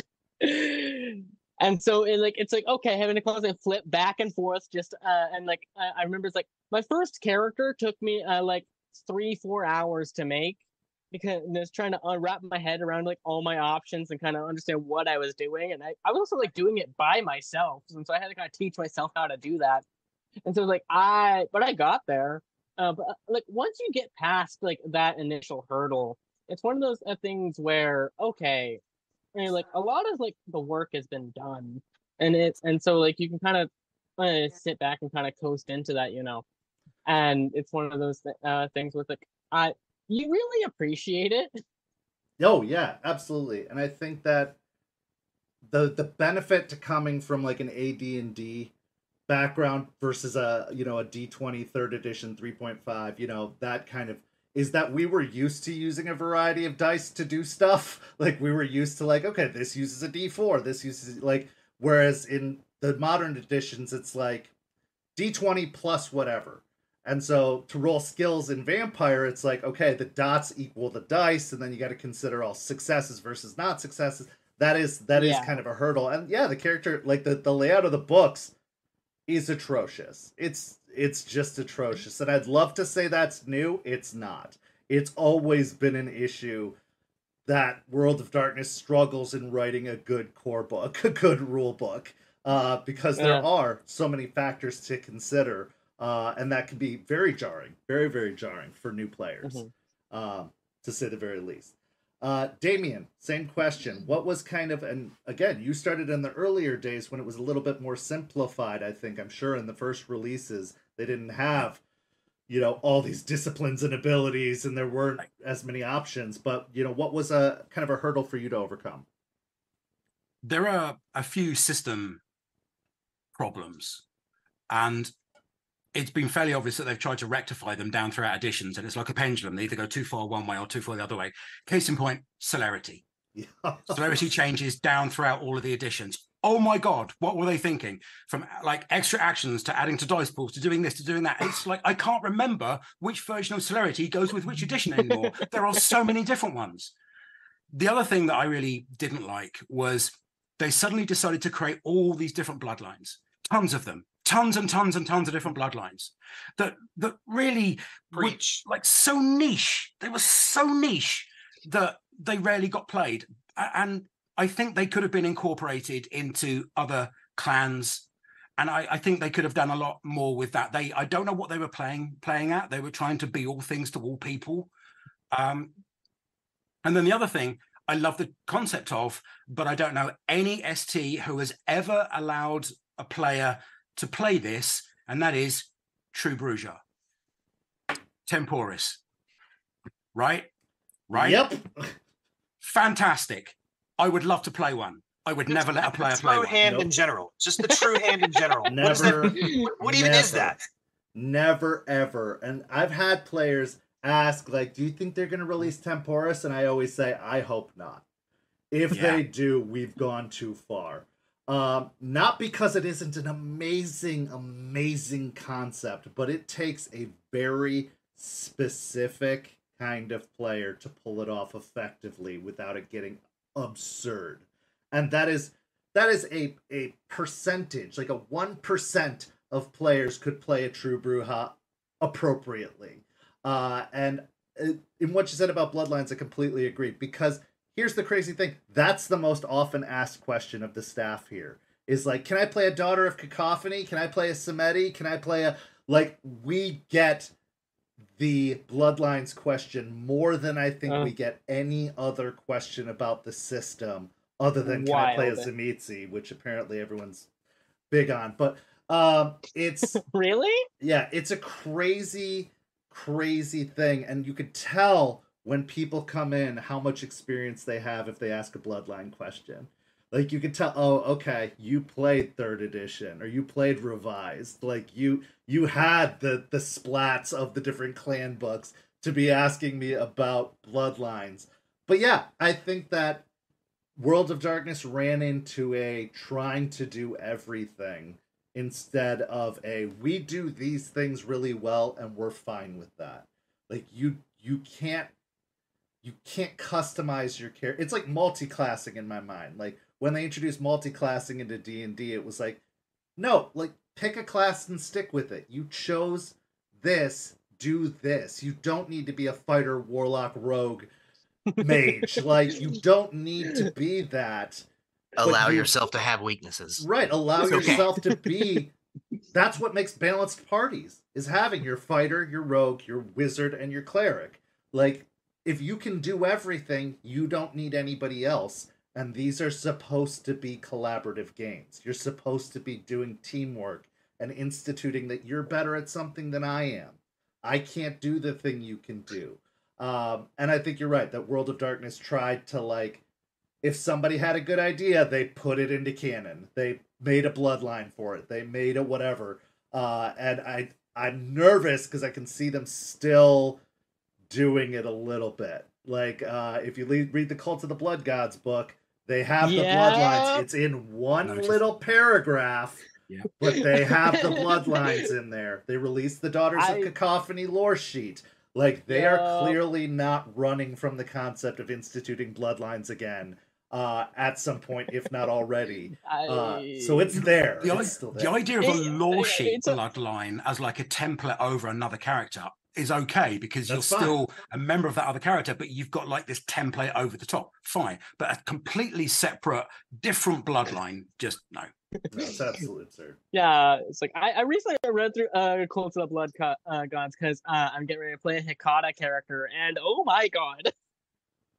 Yep, it's in there. Like, it's in there. It's just one paragraph that they clearly snuck in where they're like, hey, if you're going to play a Harbinger of Skulls, here's how you adjust your disciplines. Like, they sneak it in there. And I appreciate the fact that they're still trying to stay true to the old lore. I do. I appreciate that they're not trying to just restart. Like, Werewolf straight up said, we're restarting. Yeah. We're not bringing anything from the old canon in.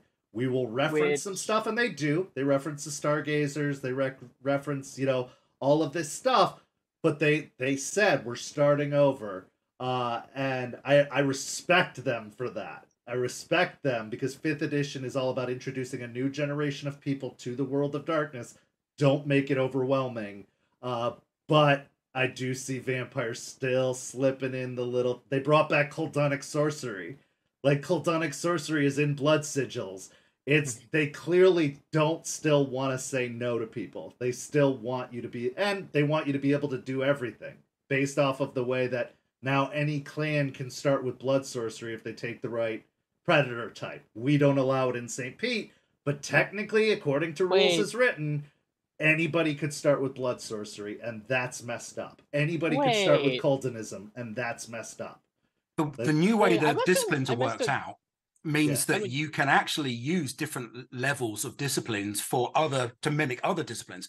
So you could create another level 1 obfuscate that does something else, or so I like that. I like what they've done with the disciplines for 5th edition, but that's actually a holdover from the level 6 to 10 disciplines in previous editions, but they just brought it down to level 1s to 5. So that's great. Wow.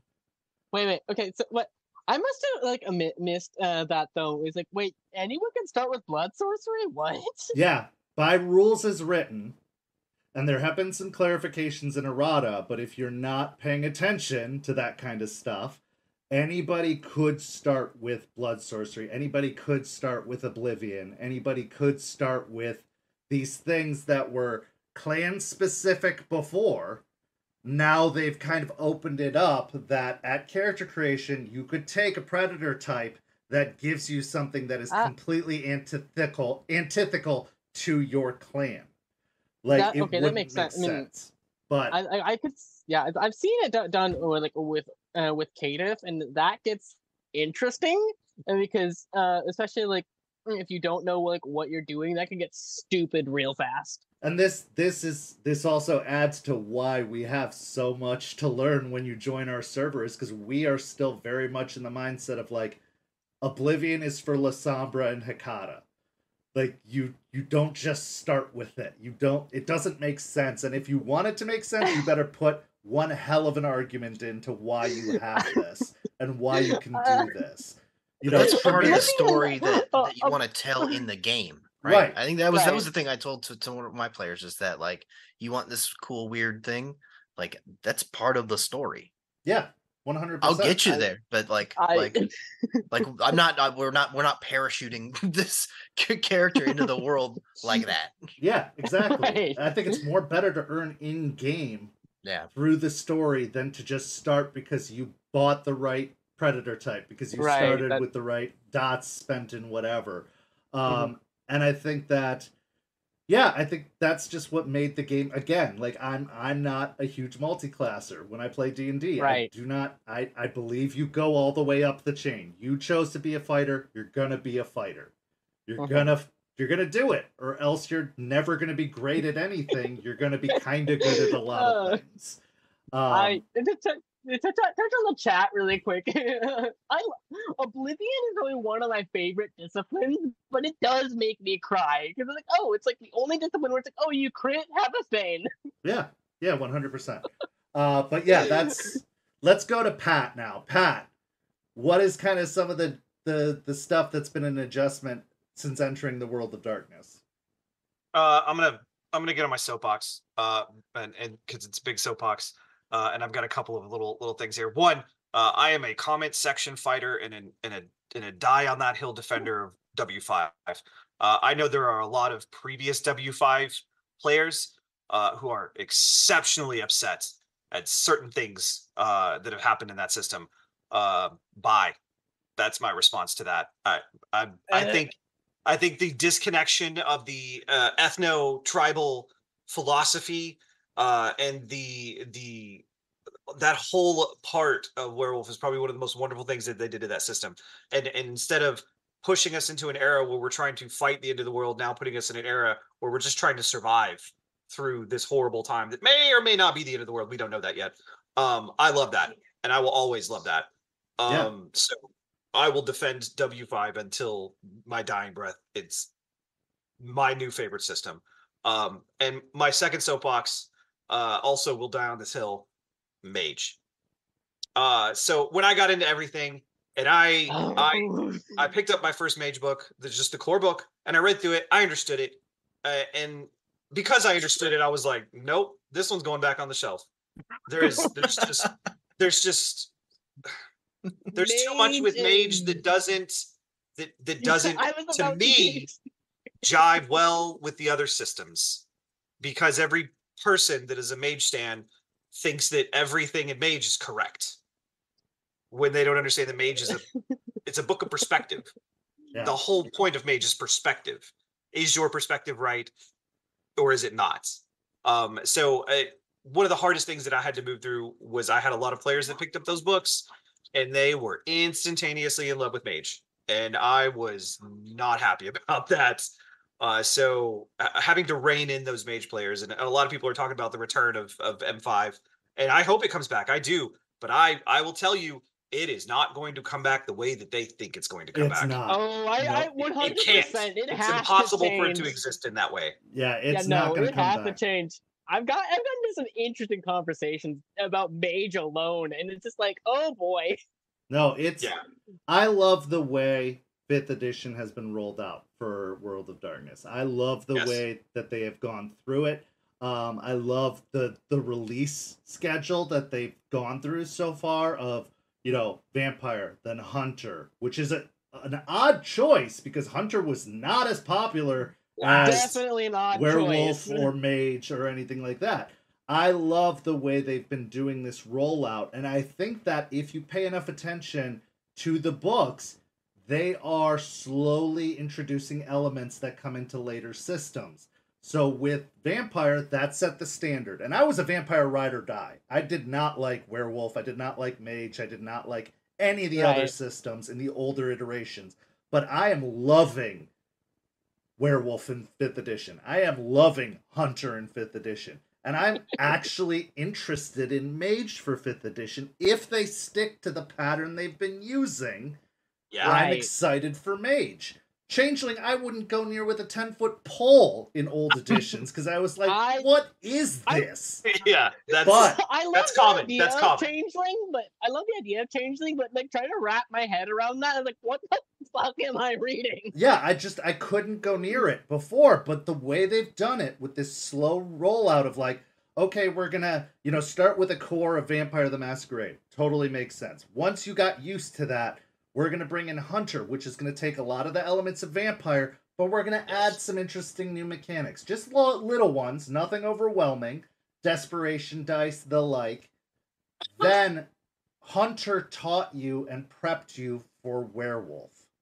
Because a lot of the concepts of Vampire and Hunter both transitioned into Werewolf. And now Werewolf, by the way, they did gifts and rights and, the different abilities, the honor system, like the renown system, they're prepping you for Mage. They absolutely knew what they were doing when they released Werewolf. When they did, it was to prep you for Mage. I have no doubt in my mind that Mage is the next supplement to come out.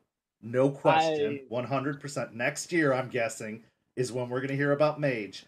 But they have already started to teach you how to play Mage through Werewolf. They've already started to say, hey, this is how we're going to do it. You're going to have rights and gifts and the like, but they're going to be spells or whatever the hell Mage called it. They've been teaching you.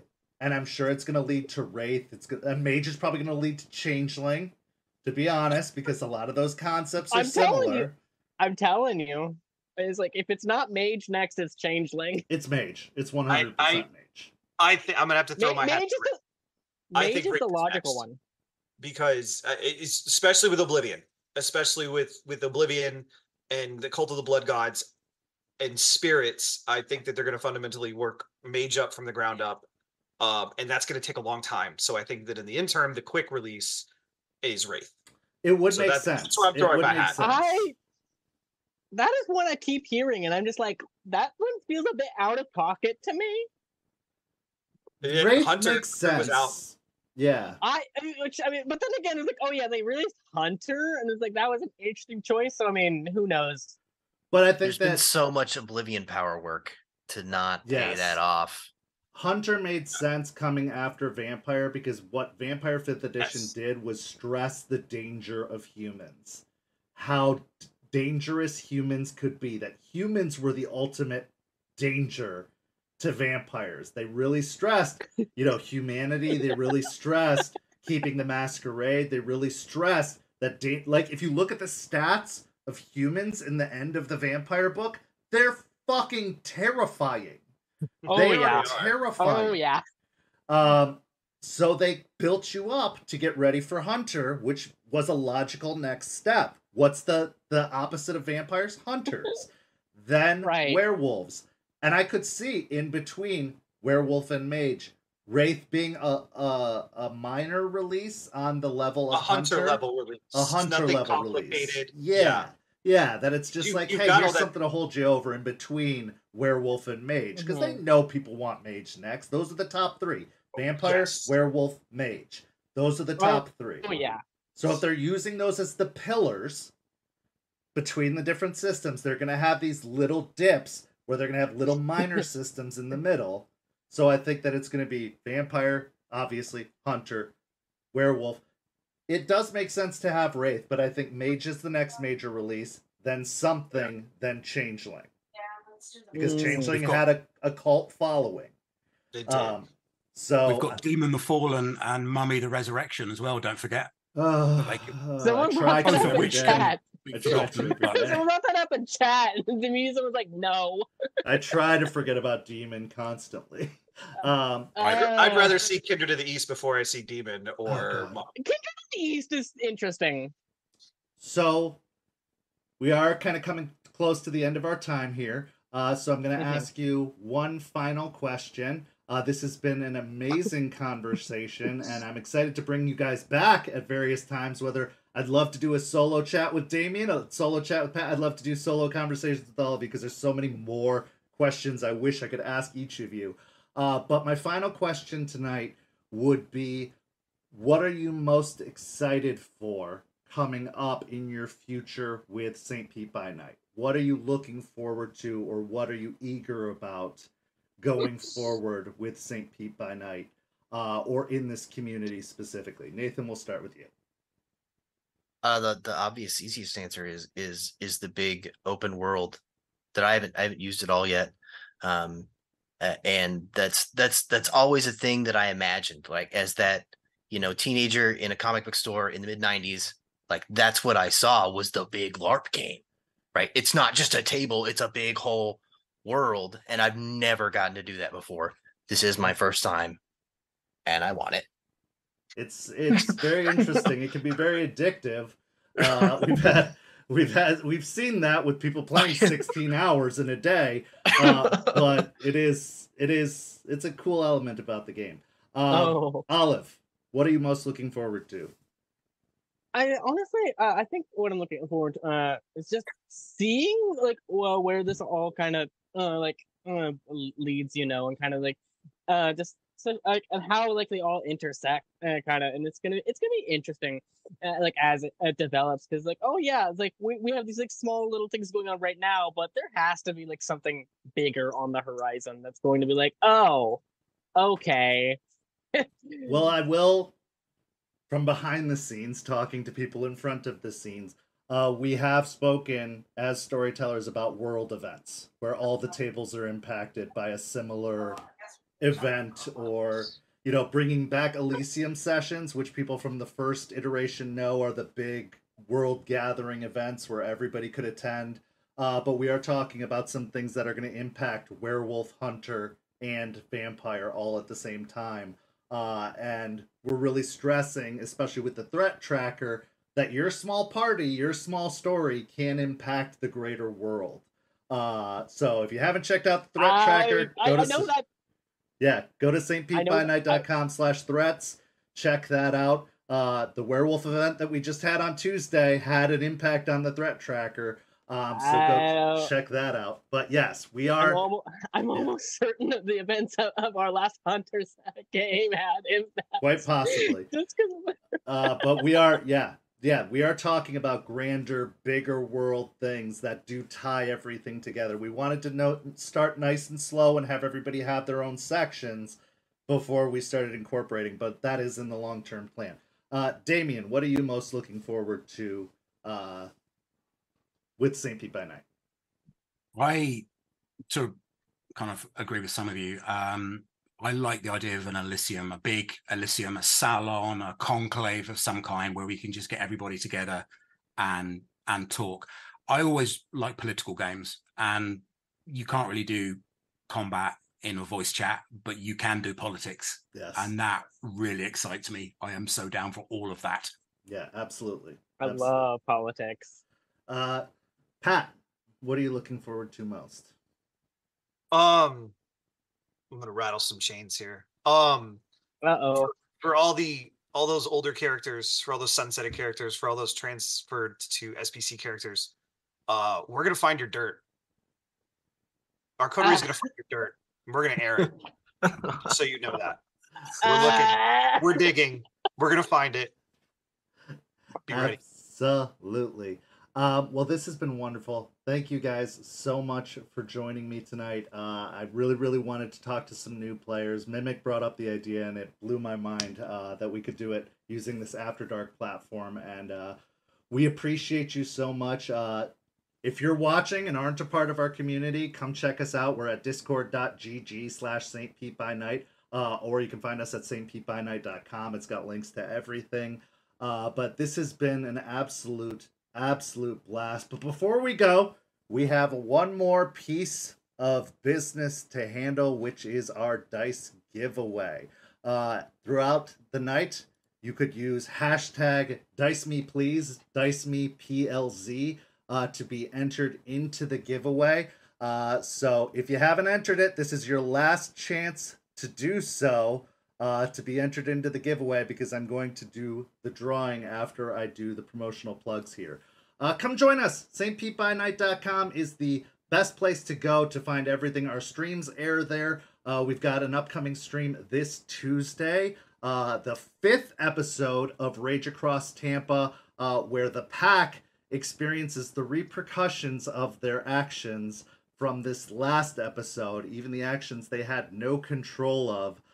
They now have to suffer the consequences, or the potential consequences, of what that means. How are they going to deal with Ryder, the Red Talon, who led them into this encounter? What's the deal with Eliza Ross, the Stargazer suffering from Hirano that they are trying to bring back from the brink? And what are they going to do? How are the Kindred of Tampa going to respond to this blatant attack against them? Join us on Rage Across Tampa this Tuesday night at 10 p.m. on Twitch. If you haven't caught up on the episodes, they're all available on our YouTube channel, as well as all of the streams we did in the first iteration. Those are on the YouTube channel as well. But set aside a good chunk of time. There's probably at least 60 some odd hours of content there, maybe more. So really, really prepare to settle in if you're going to go watch the previous stuff. Also, next week on After Dark, we are going to have Cole the ST as our guest on After Dark, where we're going to talk about her experiences with the World of Darkness, her experiences with St. Pete by Night, and some possible information about her currently running stories in the world of Hunter the Reckoning. So check that out. But for now, we're going to make the drawing to determine who won our dice giveaway.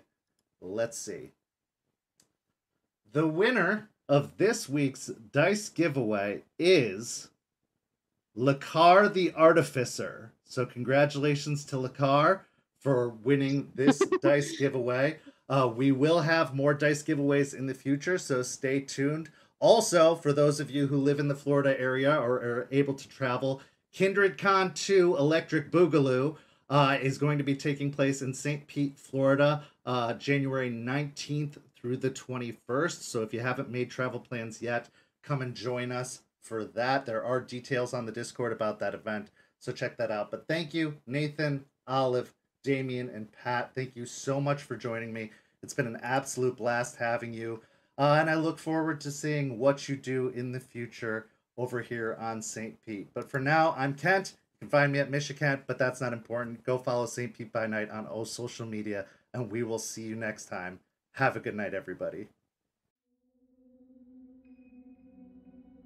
This has been a St. Petersburg by Night production. After Dark is produced in agreement with the World of Darkness and Dark Pack. The host for After Dark is Kent. Visit our website at stpbynight.com for more information about all of our productions and how you can become part of our community. Thank you for listening. Until next time, fangs, stakes, and claws out.